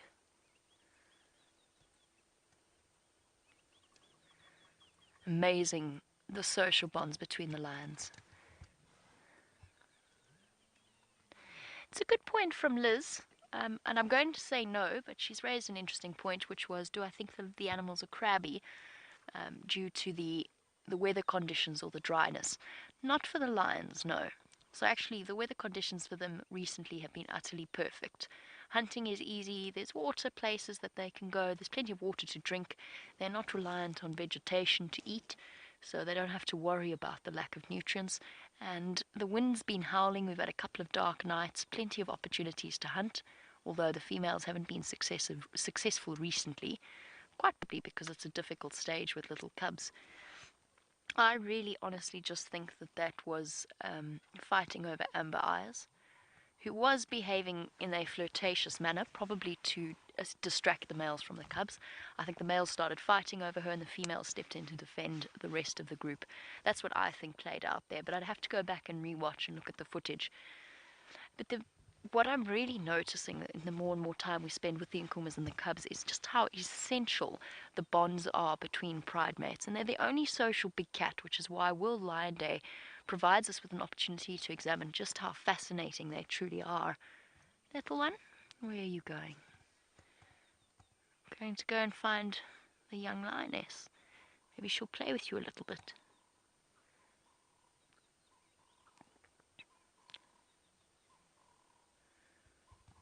Oh, no, there's other lion cubs in there. That's where it was going. Sure. One thing we haven't seen in a while is the 3 youngest cubs. Remember when we started off over the last 2 months, we had 3 young lion cubs around Buffelshoek Dam. And we got to spend time with them when they were just a few months or a few days old. Now, Herbert found the den site once again towards Gowrie Cutline, but that was about 2 weeks ago, and since then, we haven't seen any sign of them. I'm really hoping that over the next few days, the next few weeks, they'll be old enough to come out and start to supplement the Nkuhuma pride. And then we will have 8 cub strong for both the Sticks and the Nkuhumas. Yep, it's a young lioness. Let's think about repositioning. I'm trying to work out where we should go. Just make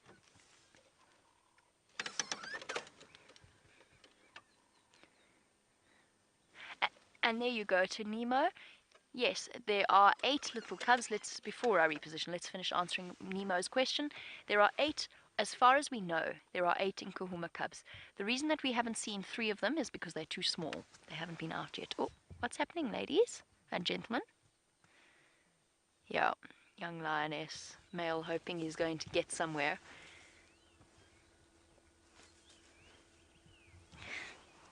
Blocking her. Lying down with an exasperated sigh, as if to say, come on, dude. Just let me go past, please. I'm hungry. I want to go and find some food. Nope.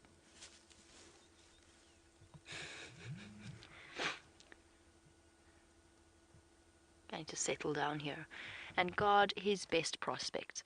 So Nemo, 8 Nkuhumas, 8 Sticks, but the Nkuhumas is not confirmed. Oh, and by the way, all 8 Sticks cubs were back together once again yesterday. We just haven't seen the 3 youngest Nkuhumas with the rest of the pride before, because they are still too young, but they should be getting to the age now where we should be seeing them. Right, we're going to see and decide exactly what we're going to do in terms of which lions we're going to pick to go and look at. We're spoiled for choice this morning, but while we make our decision, let's head back across to Hayden.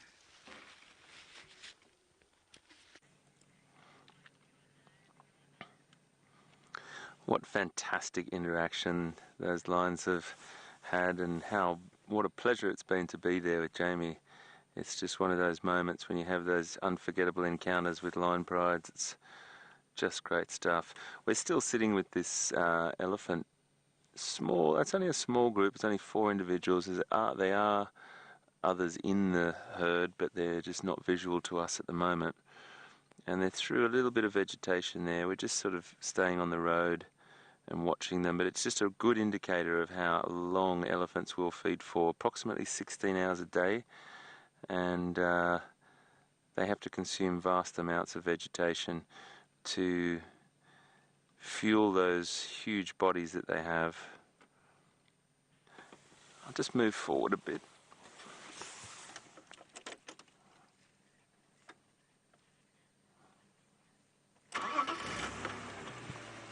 Just move forward for Brian here to get a nicer shot of this one feeding for him. There we go. Is that better, mate?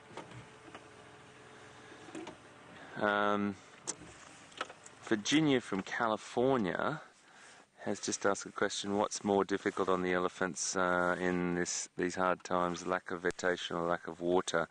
Well, Virginia, there's always vegetation around at some point here. It might not be the most favourable vegetation for them, but I tell you what we're watching this morning is these guys feasting on different species of plants and just working from one to the next. One time it'll be roots and shoots, and the next time it'll be bark and leaves, and lots of different types of parts of the plants that are being consumed. But I would say water is probably the most important thing. Elephants can wait for a few days. They need water. That's no doubt about it.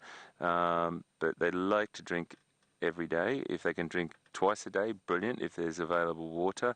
But sometimes in parts of Africa where water is difficult to find and it's a long way away from food, they will walk to the food and feed for most of the day, and then even feed for 2 days or potentially 3 even without water if it comes to it. But it's more likely about 24 to 48 hours, and then they will move vast areas, or travel long distances I should say, to get to that water.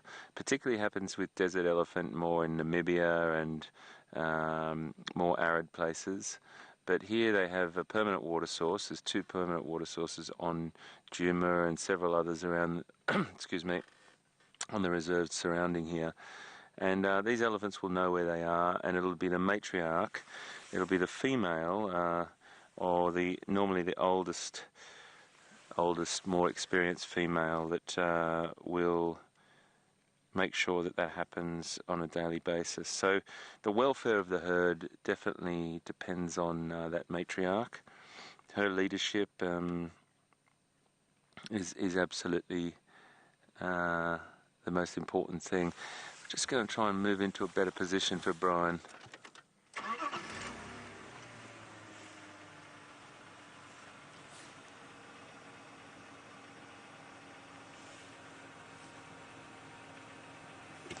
Got a question from Moy Naden, wondering whether do elephants fight like lions do. I'm sorry, Brian, I didn't even see that. I'm going to move back for you. I'm going forward.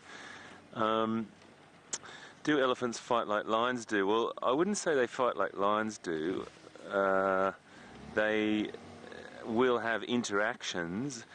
The females generally get on very, very, very nicely. It's when the boys come around that it gets all a bit tricky.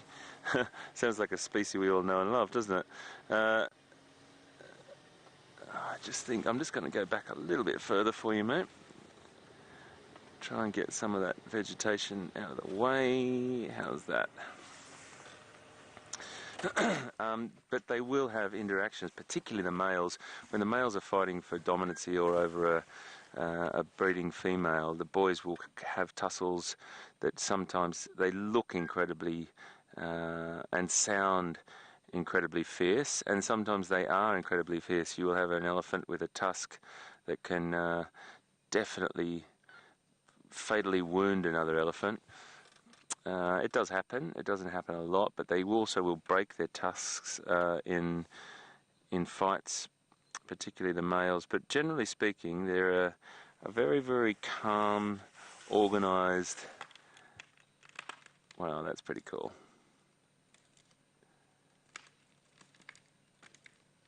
Look at that strength. Wanting to try and get down to some nice roots or some particular part of the tree that they want, and they will just work their way through like a buffet, really, picking and choosing what they want from the vegetation. So to answer your question, there is definitely conflict within elephants. They're a little bit intolerant when it comes to being at a water point with other animals. They like to drink alone. Birds won't necessarily worry them, but when there are other animals at waterholes, they normally try to push them away, and the other animals understand that and they wait their turn. But generally speaking, it's quite peaceful in the herd. The matriarch keeps everyone calm, and if you do see the animals go into a defensive pattern, they will normally form a defensive ring around the youngsters and go completely silent. And then the female, the matriarch in charge, she will dictate what happens next. Thank you for your question, and thank you very much for watching with us.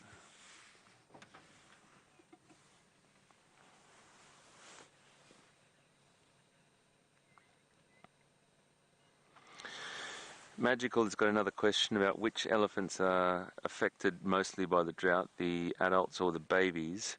Look, they will go to great lengths to look after their young. If it's a youngster that is still suckling, then they've got it pretty good in the sense that they'll be staying very, very close to the mother. When they're that young, they spend half their time, within probably about 5 yards within their mum, and they will go out and start to experiment. But occasionally closely related females, I think I've seen, will cross-suckle others' calves, and that depends obviously if the other females are lactating as well. But the bond between the mothers and the daughters lasts like for such a long time, up to 50 years. But I think that the babies will obviously suffer just because of the lack of water, the lack of their mother's vigor as well. If their mother is not in a healthy state, they will suffer. But normally they all keep up. It'll be a severe drought, Magic, for the elephants to suffer that badly. They'll always make a plan. They also can dig for water. They've got an incredible ability to smell water.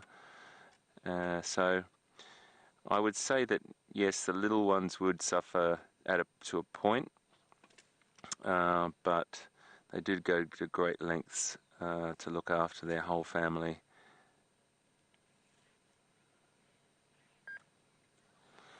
So we're just going to sit with these elephants for a little bit because it's just such a beautiful place to sit. Brian and I are feeling a bit warmer as well, which is great. The sunshine is now beaming down on us, and it's just lovely to watch this behaviour with the elephants. They're so comfortable with us, and we did have a bit of a drive around and look for some other things. We might do that again and see if there's anything up on Impala Plains, but for now we're going to cross over to the wonderful James Hendry and see what he's up to on bushwalk. We'll see you right now.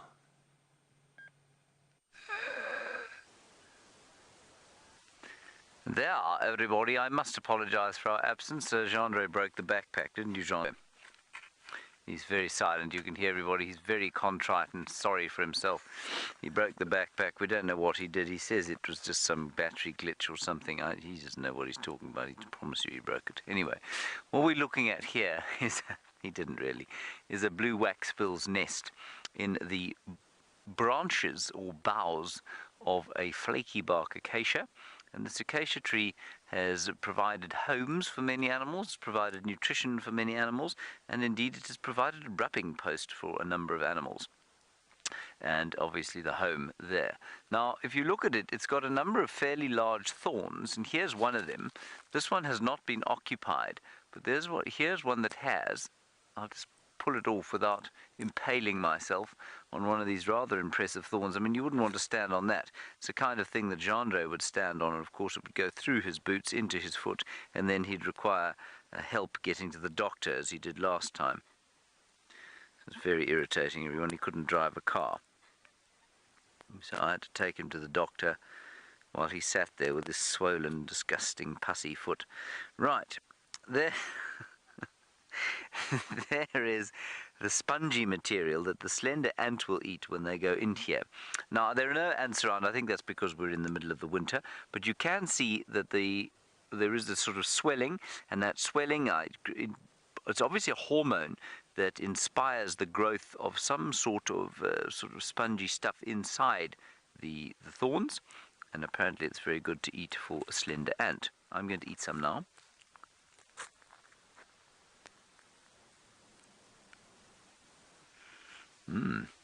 Tastes like chocolate, John, right? It doesn't really taste like chocolate. It does taste, I'll say there's a sort of taste of nutrition about it. Anyway, you're in for a treat, everybody. Connor Teagues is driving past us.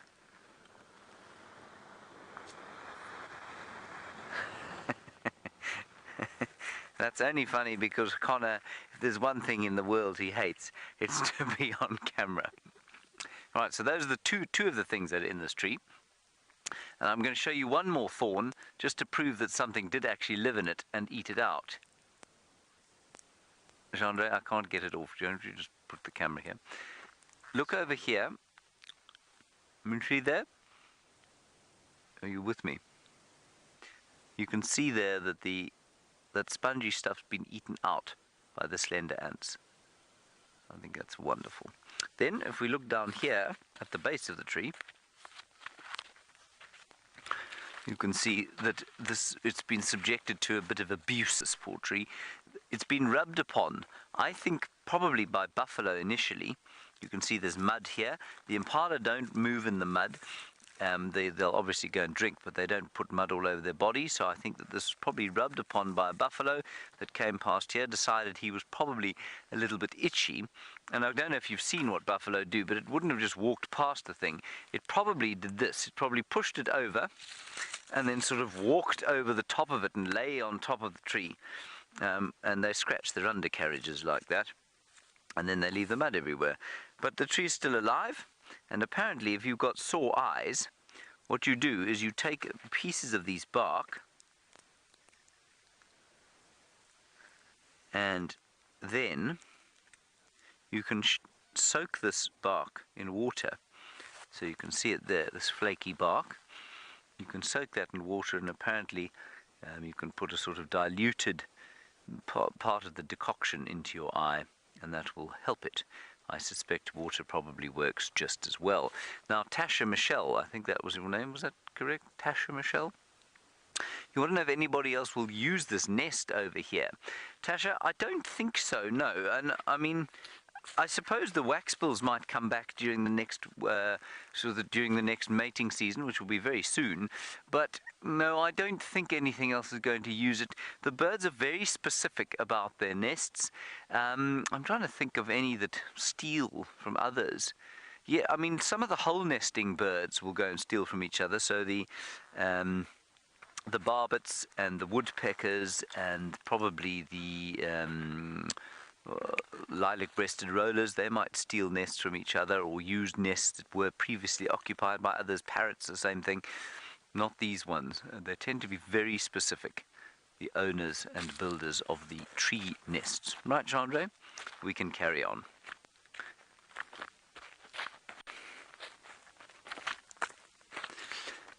Hello, Dina. You want to know if those thorns would have been used? No, definitely not. They're not very strong. They're not very strong. We're going to stand still. Apparently, we're losing signal. They're not very strong thorns, so I don't think they'd be particularly effective weapons. I suppose at close quarters they might be, but no. Local people out here were Iron Age people. Well, there were Stone Age people, the San, the Bushmen that were in this area. They're Stone Age people, so they would have used flint and sort of hand axes made of stone, or axes attached to shaped stone put on the end of sticks, and they would have sharpened sticks for spears as well, and perhaps used sort of stone implements. Then when the Shangaan people came in here, and they're the indigenous people that live here now, they were Iron Age people, so they were already smelting iron ore, and they would have used iron, and yeah, it would have been largely iron for weapons and for tools. Okay, let's go across to Jamie. She's still with those amazing lions. We're going to try and find some better signal.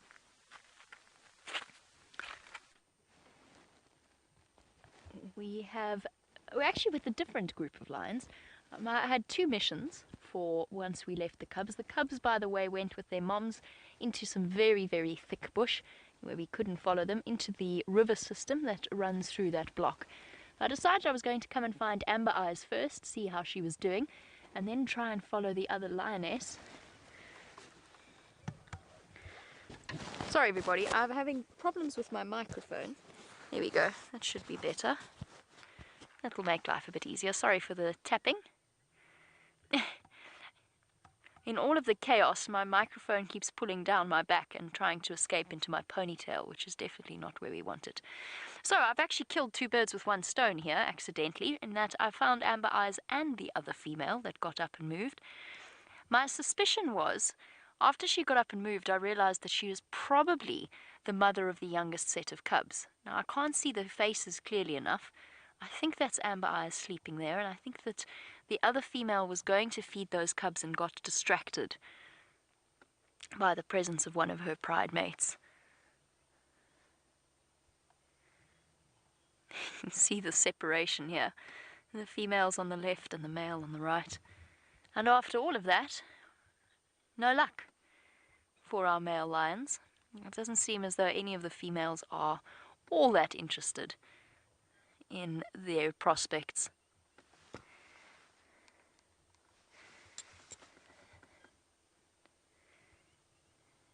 And all is peaceful now. It's quite, it's incredible after what we just witnessed. It just goes to show with the live safari is that you just never know what to expect. The animal's behavior can be so unpredictable.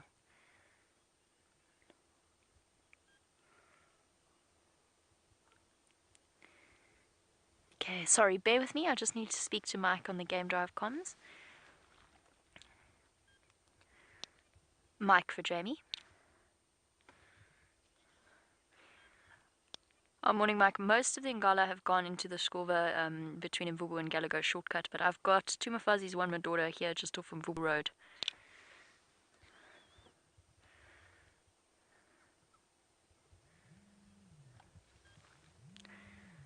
It's just myself here. You're welcome to join.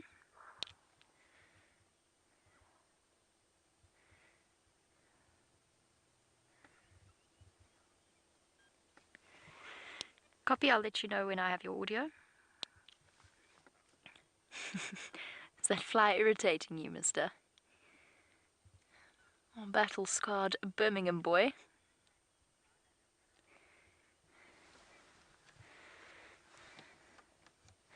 Obviously, you just heard me chatting to Mike on the Game Drive comms about the Ngala. And that, of course, is the way that we refer to lions. It's one of the local words. The Shangaan word, Ngala, is a combination. It's also something that's used in Zulu as well. And we use a bit of a hodgepodge of different languages on the Game Drive comms. But we very seldom, we sometimes use English, but a lot of the time we use the Shangaan terms. Michael wants to know, apart from Ngala, what are the other terms that we use for lions on the Game Drive comms?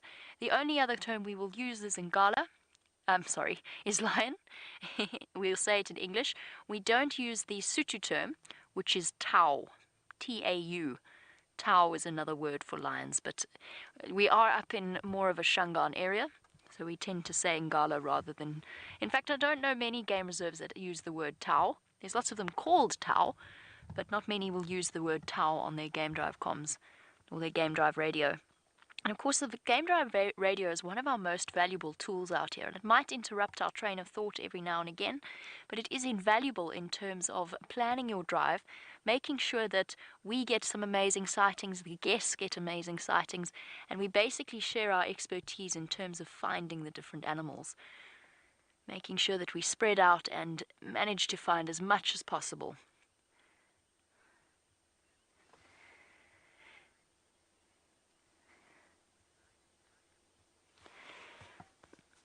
And Justin S. has brought back up a question that I answered from one of the kids earlier, which was a tricky one to answer, especially in the middle of what was occurring.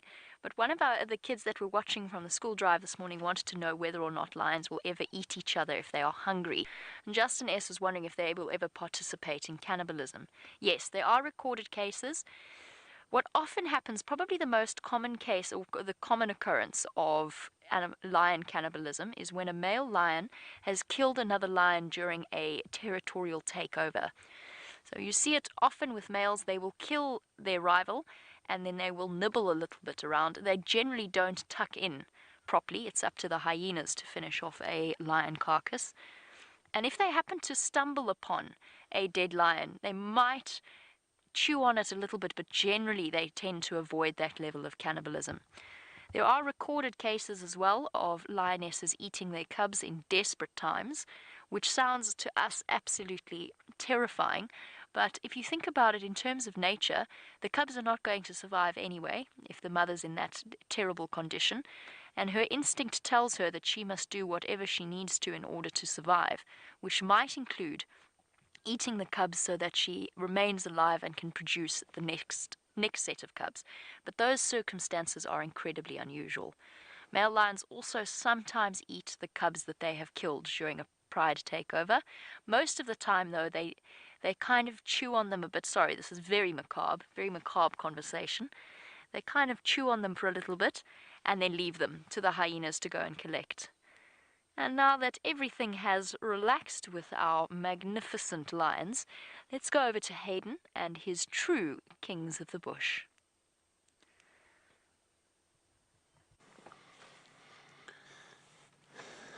Well, that's absolutely right, Jamie. The true kings of the bush, this beautiful breeding herd. We actually were only with 4 of the individuals, and we went and had a little drive to see where the rest of them were. And we came around the corner and we found another 1, 2, 3, 4, 5, 6, 7, 8, 9, 10, 11, 12, 13, 14, 15 individuals. Beautiful maternal care going on here, and particularly this big female in your view at the moment has just moved on to another bit of her African bush buffet that she's having this morning, and right in front of us is some beautiful interaction happening with a little calf. Really tender moments that you see in elephant herds, and that's one of the most beautiful things that the mother and offspring have with each other. You'll have frequent touching, you know, with the trunk and the feet with each other. And this is potentially a relative. There's lovely tender care between the elephants, particularly the mother and calf. Mother's just behind her, you can just see her trunk there. And you'll just start to see some interaction.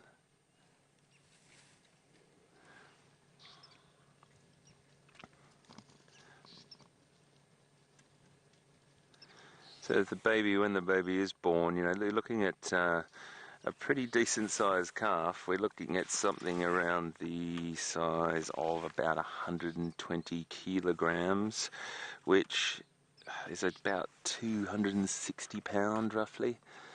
That is a big baby.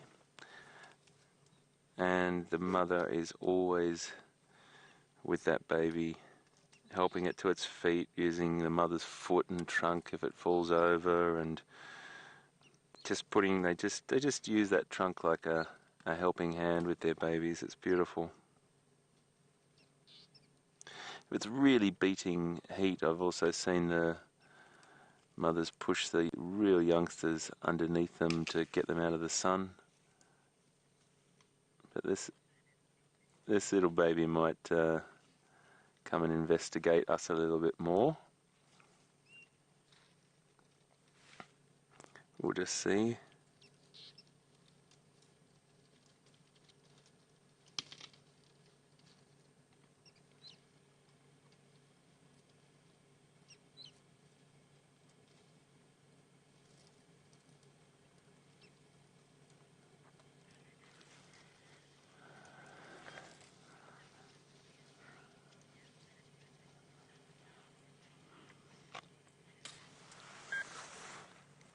I've got a question from Natasha in Ontario. Fantastic to have you with us.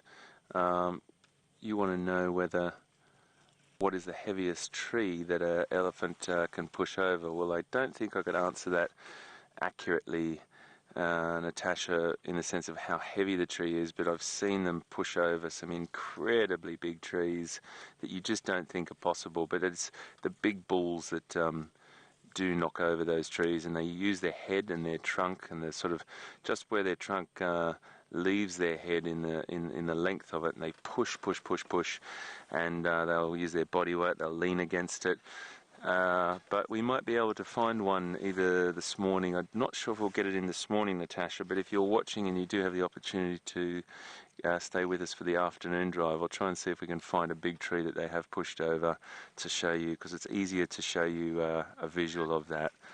Immense strength. You are looking at a big male. It's about, again, my conversions from kilos to pounds aren't fantastic, so I'm going to have a go for you. But look, it's about 6,000 kilograms is a really super big bull, but they've even gotten bigger, and that's going to be looking up around well plus 13,000 pounds in a big bull.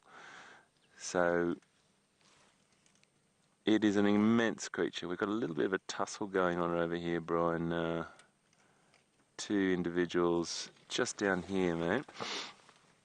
They're just, I don't know whether they're having a bit of a disagreement about food. They're about the same age, but they had a little, look at that strength there in that female. Wow. So she's just ripped up that acacia and just, she just wants to get the roots at the moment she's interested in. And using those two fingers on like, the two fingers on the prehensile trunk, little finger-like tips on that end of that trunk, and she delicately places those in her mouth. And she's got a really young calf just coming up behind. He might give us a little show of himself just now. He's just sees his feet under there. Here he comes. He's very beautiful. And this is the one I was looking for before. We found this little calf this morning, and he came up and had a little bit of an investigation. He's still even getting to know what his trunk's used for. When they're born, it's just really wonderful to watch. Just a little vocalization there.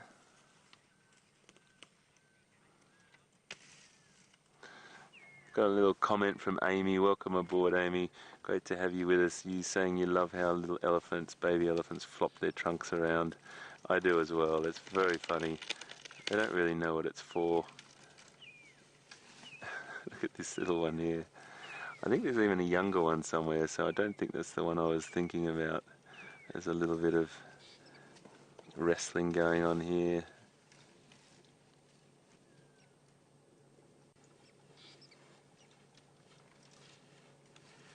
And that could be a brother or a relative. Fantastic to see, isn't it? If it does get out of hand, so that could... Interesting, isn't it?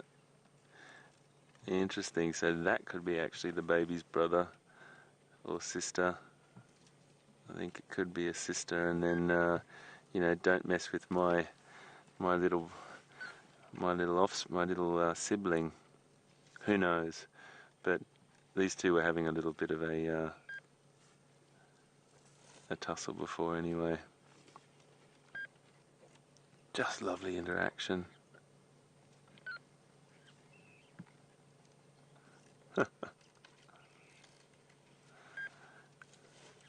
But Natasha, you're right. When they're born, that little trunk, they don't really get what that's for. And they spin it around and flop it around and tread on it and all sorts of things. But then they do figure out it's one of the most important parts of their bodies. It's going to be used to feed, to communicate, to drink. They don't actually drink through their trunk, and I'm sure everyone knows that. They draw water up in their trunk and then push it into their mouth. Hello, my boy. You coming to say hello?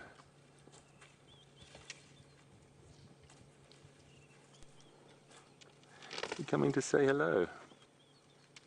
We're just here to observe.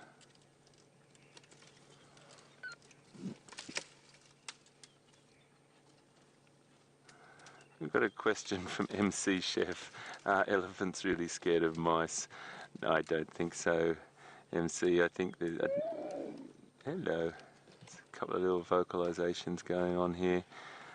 I'm not really sure where that came from. I've worked with elephants in certain zoos, and you know, there might be the odd little mousie that gets in there to try and get a little bit of food, which happens in all animal related areas. And I've never actually seen an elephant get afraid from a mouse, so you know that they do find some things a little bit odd. They definitely don't like the sound of bees. I've seen that happen before, accidentally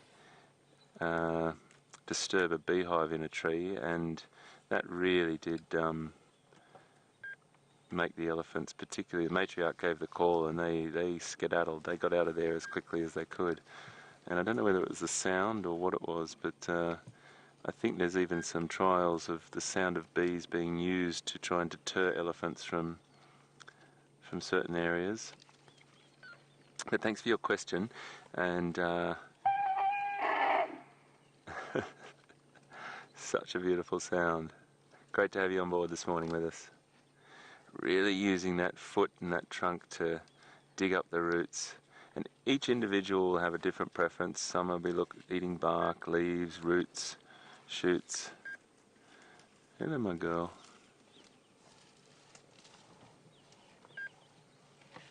Hello, my girl. It's okay. It's okay.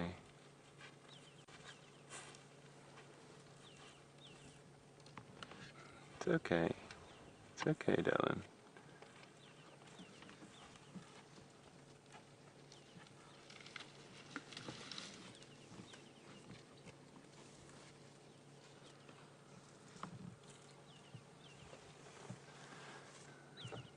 This little one down here is very, very cool.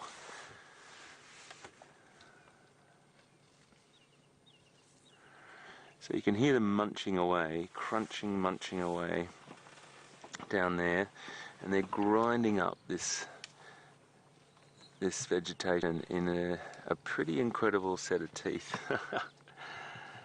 Ah yes, the baby elephant walk, there's nothing like it.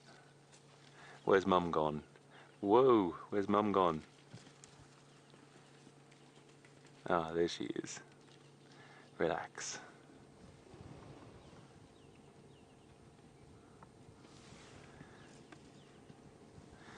So I'm just going to stay where we are on this location. I don't want to move down any closer because we've got probably 10 of the animals up on the left, and we've got about 2 or 3 down the other side, and us driving in between the herd is not an advisable thing, and it's not a respectful thing either. So we'll just sit and be and see what they do, but that was a beautiful encounter with those animals, and I'll talk to you more about the teeth when we come back. But for the minute, let's cross over to Jamie and see what she's up to with the lions. And so we're going to enjoy our last few moments with these lions before it's time to leave the sighting and head out to see what else we can find for the last half an hour of the sunrise safari. All seems quiet now, and they have not moved one. Okay, that's not true. They might have moved 1 or 2 muscles, twitching an ear every now and again, maybe flicking a tail when they got them to be their most active.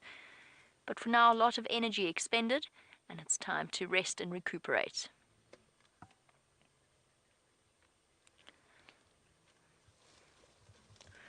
And Christy, I know that Cheetah Plains did publish an amazing blog which goes into the background of the Nkuhuma Pride in a little bit more depth in terms of the relationship of the Nkuhumas and also their history.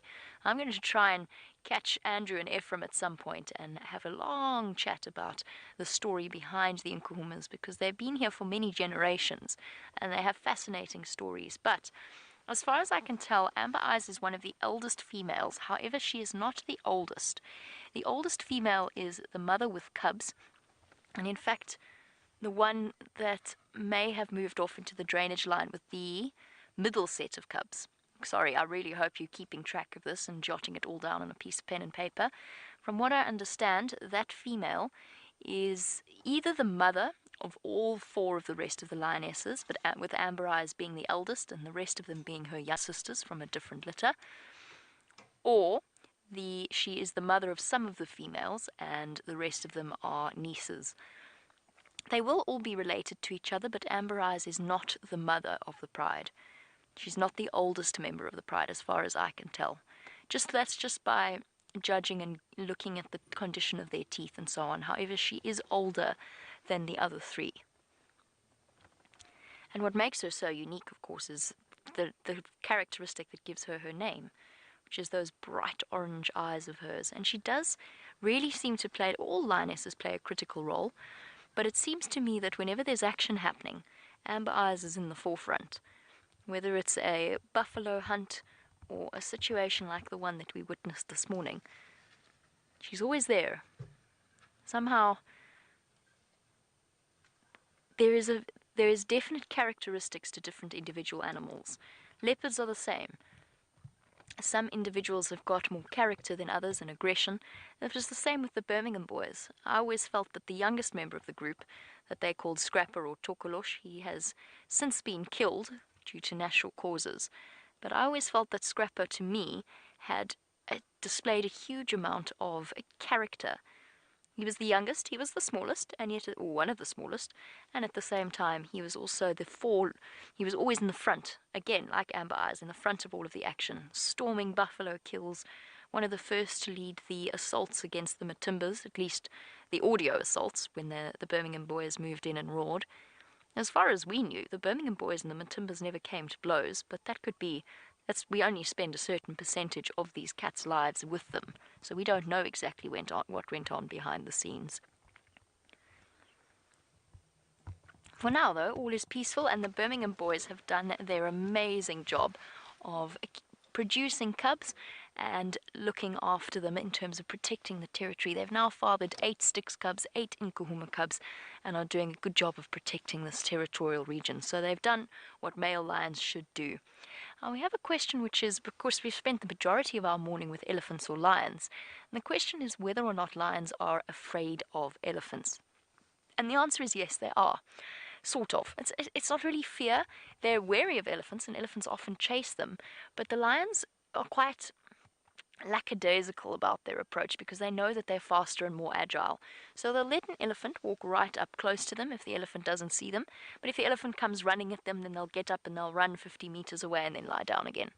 So it's not terror that they have in terms when faced with the threat of an elephant. It's more just kind of, okay, well, you're much bigger than me and I know you don't like me, so I'm just going to move away.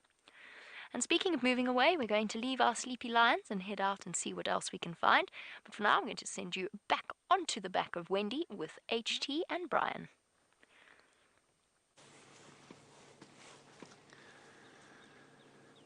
Welcome back to our elephant herd and elephant breakfast here in Djuma Private Game Reserve in Sabi Sands. Just going to ask Brian just to pan around. Mate, I do apologise. We've got this beautiful big female just walking up to the right of us, and she's the last individual. She's a big girl, and she's got a youngster behind her. I thought she was going to walk across the road in front of us, but she stopped to have a little browse there. And we did touch on just before we went over to Jamie to get that last line update on teeth, which are really interesting, and many of you probably know this information. That's her calf just behind there.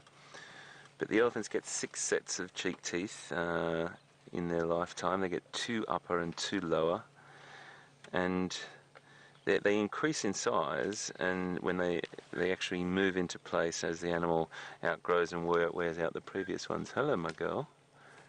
Isn't she beautiful? So relaxed. Beautiful animal.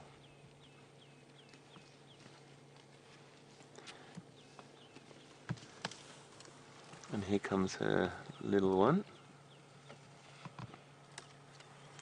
Right behind her. So those those teeth, you will sometimes see. I was watching them earlier this morning, and they were pulling up roots and they were shaking the sand off them.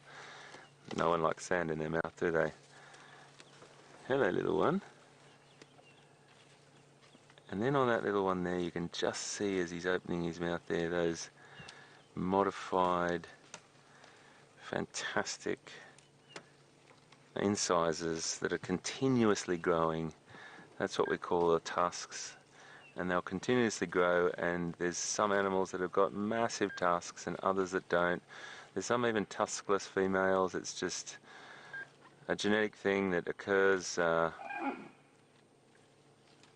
they're constantly growing. They use those tusks for so many different things: protecting themselves, fighting, stripping off bark, digging, loads and loads of different things. And they're a tool for the animal. Sometimes they can break them, as I said before, in a violent interaction between another one, or when they're trying to really push over a tree, they can snap a bit off. But you know what, most elephants, no matter how abnormal or perfect their tusks are, they will use them and modify that to whatever the tusk shape or size is. It's a bit like us with our hands. I'm going to just move up a little bit closer now. Then I can see all the individuals have gone across the road. And there's a nice female feeding just up here. It's such a beautiful herd. Hello.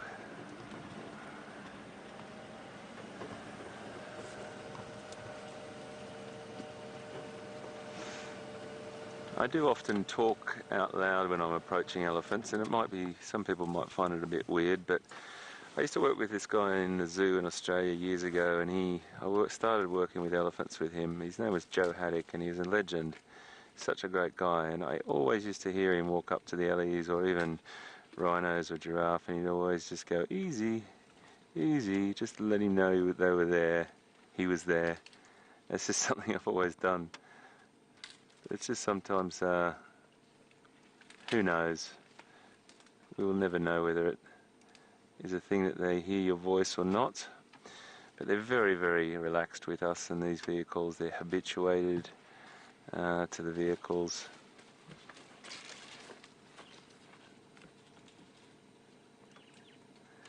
And that individual that just made that little interaction occur there is definitely the matriarch. The female, the biggest one you can see. I think there was a couple of the youngsters that were taking the particular vegetation that she wanted to eat. She's beautiful.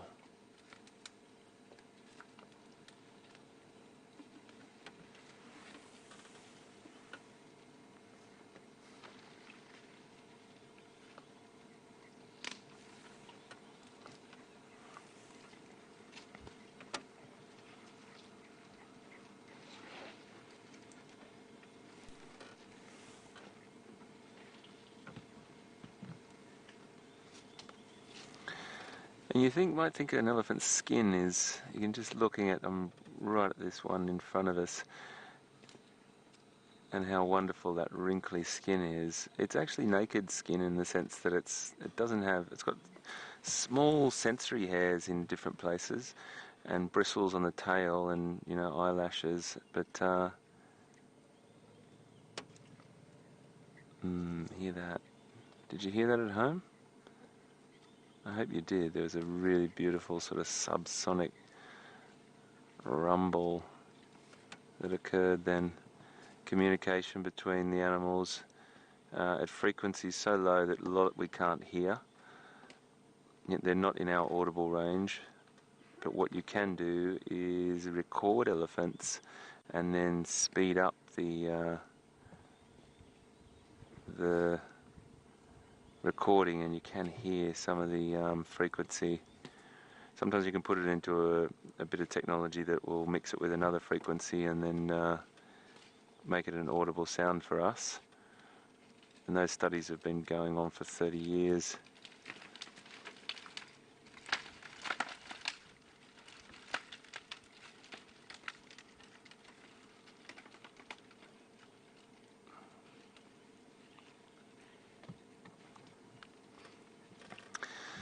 Just got a message from Tony in London. Great to have you with us, Tony, and my old, or my second home, third home maybe, I don't know where's my home now. I'm back in Sydney, and love Africa, and was living in London for 16 years there.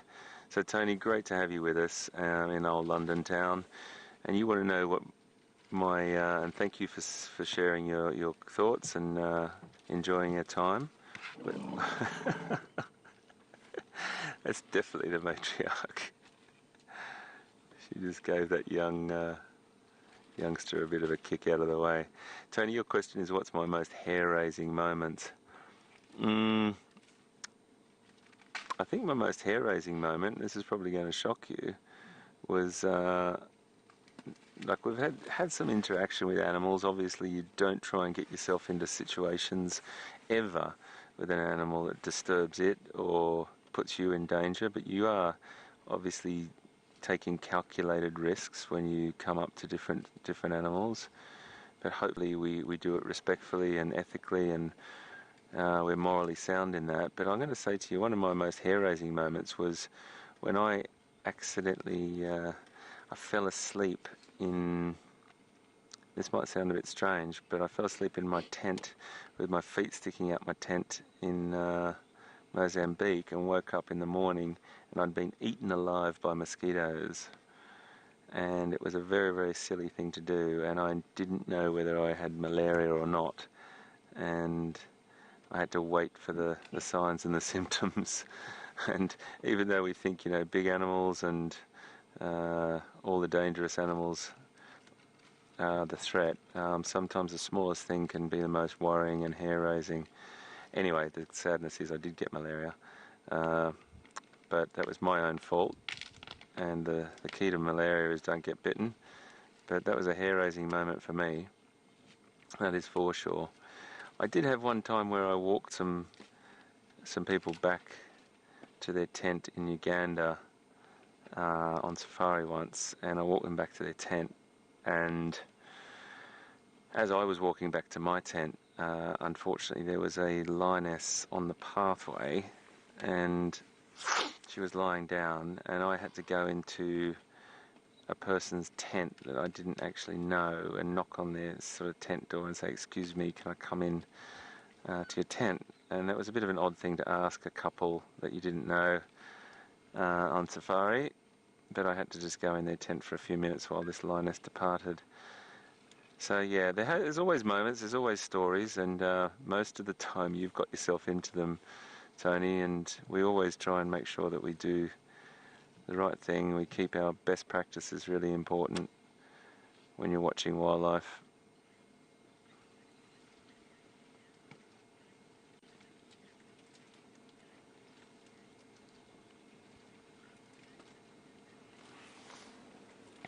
Well, I'm just remembering Brent Leo Smith's favourite quote from Malaria from Final Control, and thank you, it's a good reminder.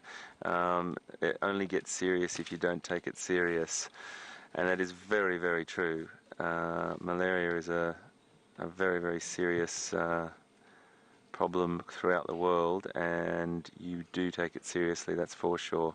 Mine was unfortunately due to my wasn't not taking it seriously, but I was just so tired and I fell asleep, and it was a big mistake, but I tell you what, I've never done it again. But yeah, absolutely 100%, you have to make sure you take those sorts of things very seriously. They're feasting at the moment.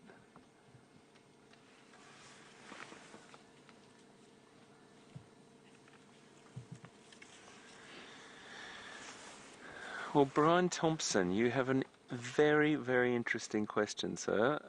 We were talking about this yesterday. Would the bat detector record the elephant sounds? I don't think so, because the sounds, the audible sounds that we can hear, roughly, and Brian, I'm no expert on sound recording and frequencies from different animals, other than a few different bats that I sort of follow and like, and there's lots of different bat species in the world that use echolocation at all different frequencies, some as low as 10, others as high as 120. And we were talking about this the other night. We had the bat detector out, and there just happened to be an elephant herd very, very close to us. We were picking up this very weird sort of signal on it, and we don't know what it was.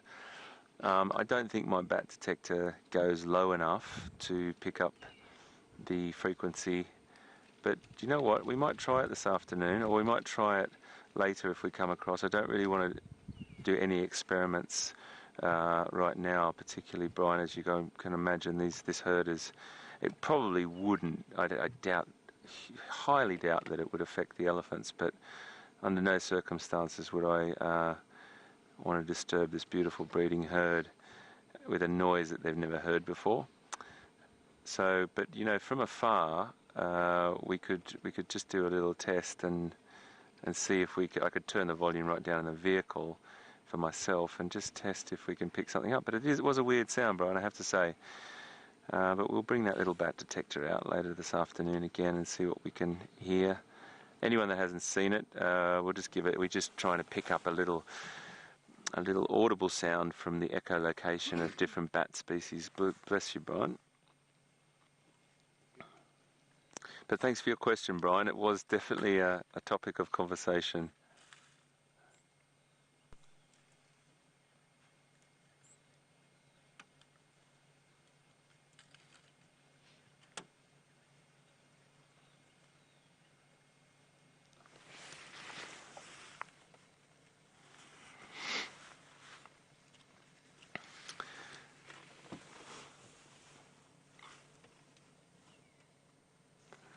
We've got a question from Matthew, and Matthew is asking how many generations is it possible at one time for a herd to contain. I'm just trying to do the maths for you, Matthew.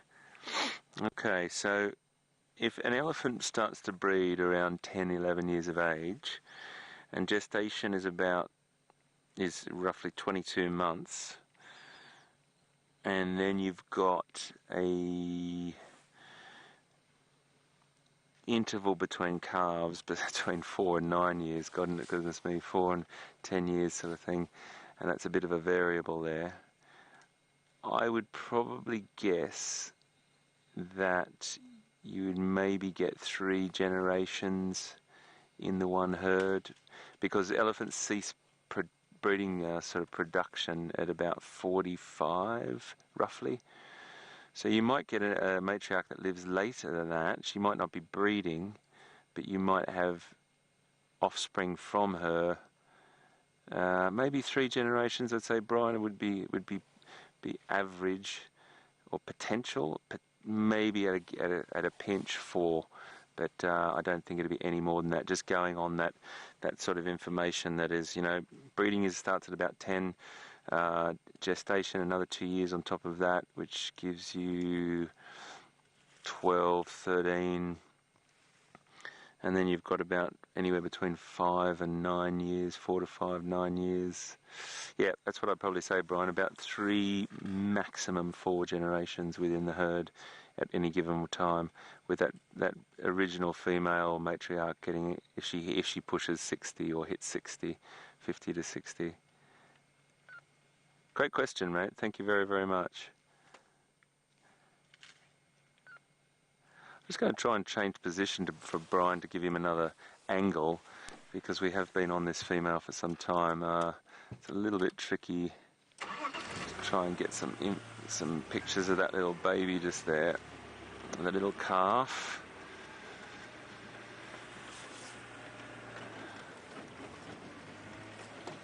That's pretty cool.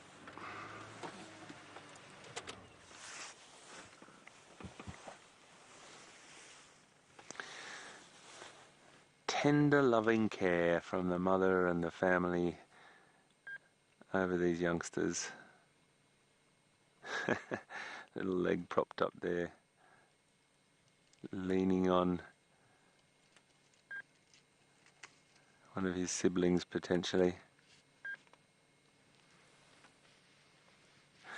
Just going to have a look through binoculars. I think this is a tuskless female, this one here. It is, you know. So there you go. It does happen within the herd. She hasn't got any tusks, that female.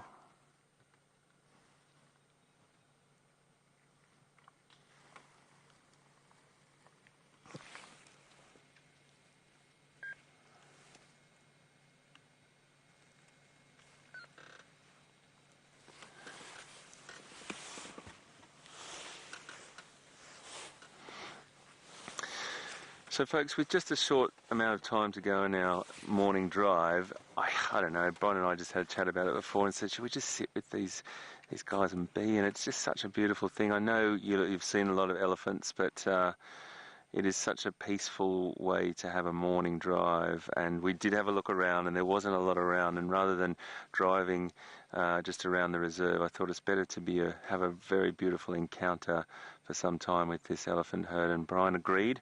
And we're also nice and warm in the sun here, so please don't take that as a selfish thing. We're going to cross over to Jamie and get a bit of an update from her, and we're just going to stick with these beautiful animals, and we'll come back to you just now.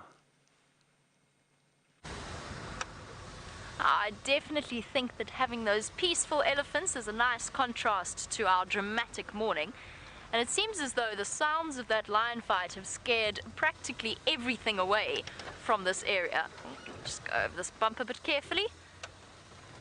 It is all quiet around this particular spot close to the Vuyatela Dam and Galago Pan. And I suppose you can hardly blame them. I mean, the sound effects coming from that fight, it is incredible. It's visceral. Those sounds are visceral, or affect us in a visceral manner, perhaps is a better way of describing it. Definitely one of my most incredible lion sightings since I started working here at Wild Earth. Well, I've decided, since we've done a full circuit, we've left our lions lying up in the shade, while we wait for them to decide whether or not they're going to... Oh, sorry, Bim. That missed the top of your head perfectly. The branch just skimmed over the top of the camera and Bim.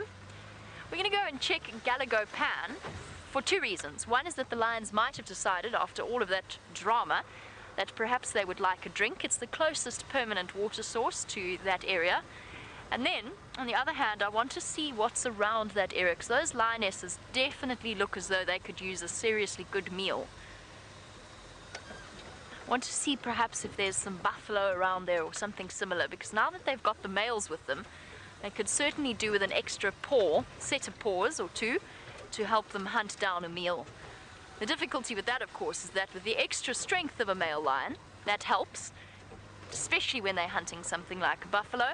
But then, of course, there's the other side of the coin, which is if they do manage to make a kill, the males are going to eat their fill first before they allow the females to feed. So I want to just see what's happening here to line us up for this afternoon's sunset safari. I mean, it's been an incredible morning as it is, but the day is not yet over and there might be more incredible things on the way. And it's quite a cool morning, as Hayden indicated. Nice to sit in the sun and just warm up. But that does also mean that the lions are going to continue to be active a bit longer than they might otherwise. Alright, so the lions were heading in this direction. My instinct is they've gone to sleep in the shade.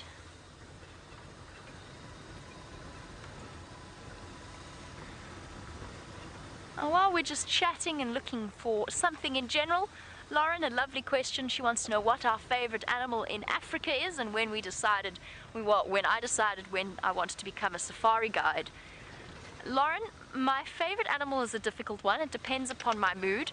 I think I love spending time with elephants the most. That doesn't make them my favorite animal, but they are one of my favorite animals to sit with and to watch. They're just always so thoroughly entertaining.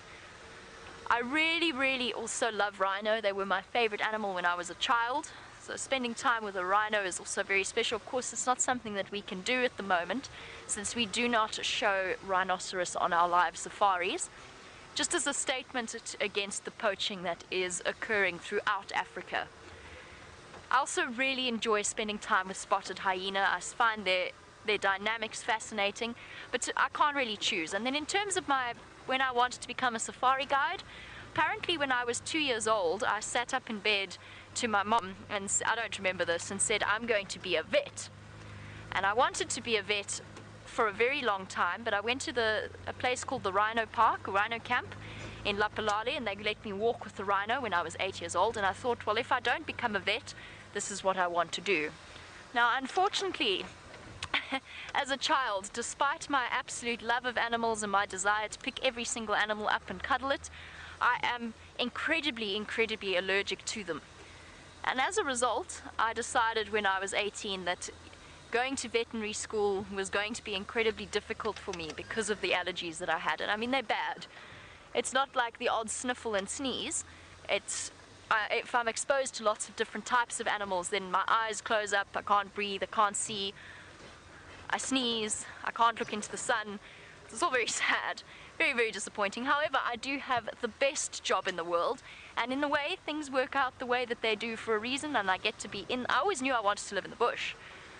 I wanted to be a wildlife vet, but I'm a guide, and I absolutely love it.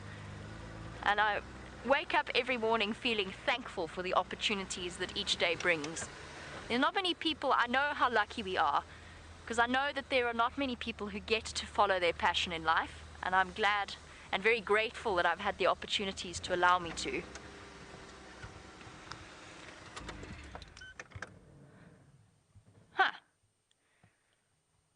Well, it's safe to say that Galago Pan is very, very quiet. Perhaps all the buffalo heard the sound of the lions fighting and decided that perhaps today was not the day to come to Galago Pan for a drink. And just by the way, my allergies have never stopped me having pets.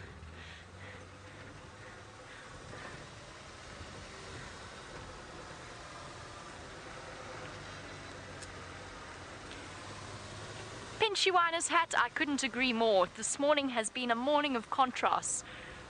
From the chaos and the explosion of noise and activity that was that lion fight, to the peace and tranquility of elephants, it just goes to show the multifaceted sides of the bush that make us love each and every single moment spent out here.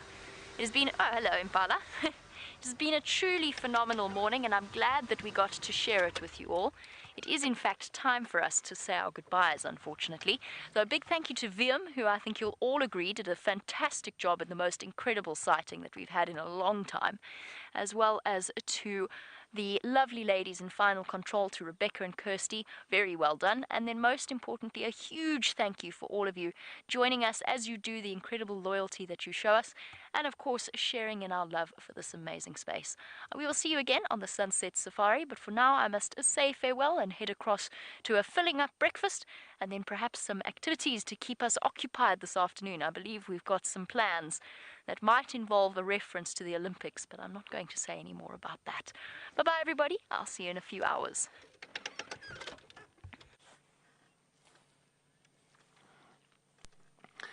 Well, what a wonderful morning with Jamie Patterson and James. It's just been a really beautiful, I think Jamie sort of encapsulated that perfectly, the frantic sort of behavior of the lion and all that interaction to the tranquility of the elephants. It's been a beautiful elephant morning. We've definitely had some interaction from lions that was so exciting, particularly for our schools that were tuning in from Australia this morning on that special schools broadcast. But now with this herd that's just gently feeding their way, probably heading down to Galago Pan for water. We are not sure, but they've definitely been going very, very slowly, having the bush vegetation, bush food buffet this morning of everything from leaves to roots to bark to grass, and we've been with them all the way. It's been a really beautiful, beautiful morning, and they're still cruising along. And being in the presence, I think Jamie was just mentioning her favourite animals, and elephants are definitely a common one for many of us. It's just being in the presence of them is so beautiful. We're really looking forward to you joining us this afternoon if you can, from anywhere in the world. I know it's tricky for some people, and I do thank anyone from my team in Australia that's been watching until 1:30, 2 o'clock in the morning. Particularly, I missed a question from Nicole Whitfield last night, and if she's listening, Nick's big hi to you and all the other people at Taronga Zoo and Taronga Western Plains Zoo in Australia that are listening. Wonderful to have you on board, and everyone else in the world. There's people from everywhere: London, the United States, Europe, Asia, Well, tomorrow, folks, is a very special day. We had International Lion Day yesterday, and tomorrow is International Elephant Day. And how exciting is that? What a fitting time to finish on elephants, and maybe we'll get some more this afternoon. It's been wonderful to be with you today. I will probably make this afternoon my last drive. And you know what? It's just a pleasure to be back with this incredible team of people. I come in and they let me get into the saddle and have a bit of a drive around. And I tell you what, it's a great privilege to do, and I can't thank everyone enough for allowing me to do that. Tomorrow, World Elephant Day. It's not just the African elephants that we love and cherish, but it's the Asiatic elephants as well. Very, very important to remember. 2 different species on the planet, and also some forest elephants that occur in different regions, but all together, International Elephant Day tomorrow. So what a celebration. I'm going to say farewell until this afternoon. I'm going to say farewell from Brian, myself, and someone very special at the bottom of the screen there. I'm going to leave you with some beautiful pictures of these elephants. We'll see you this afternoon.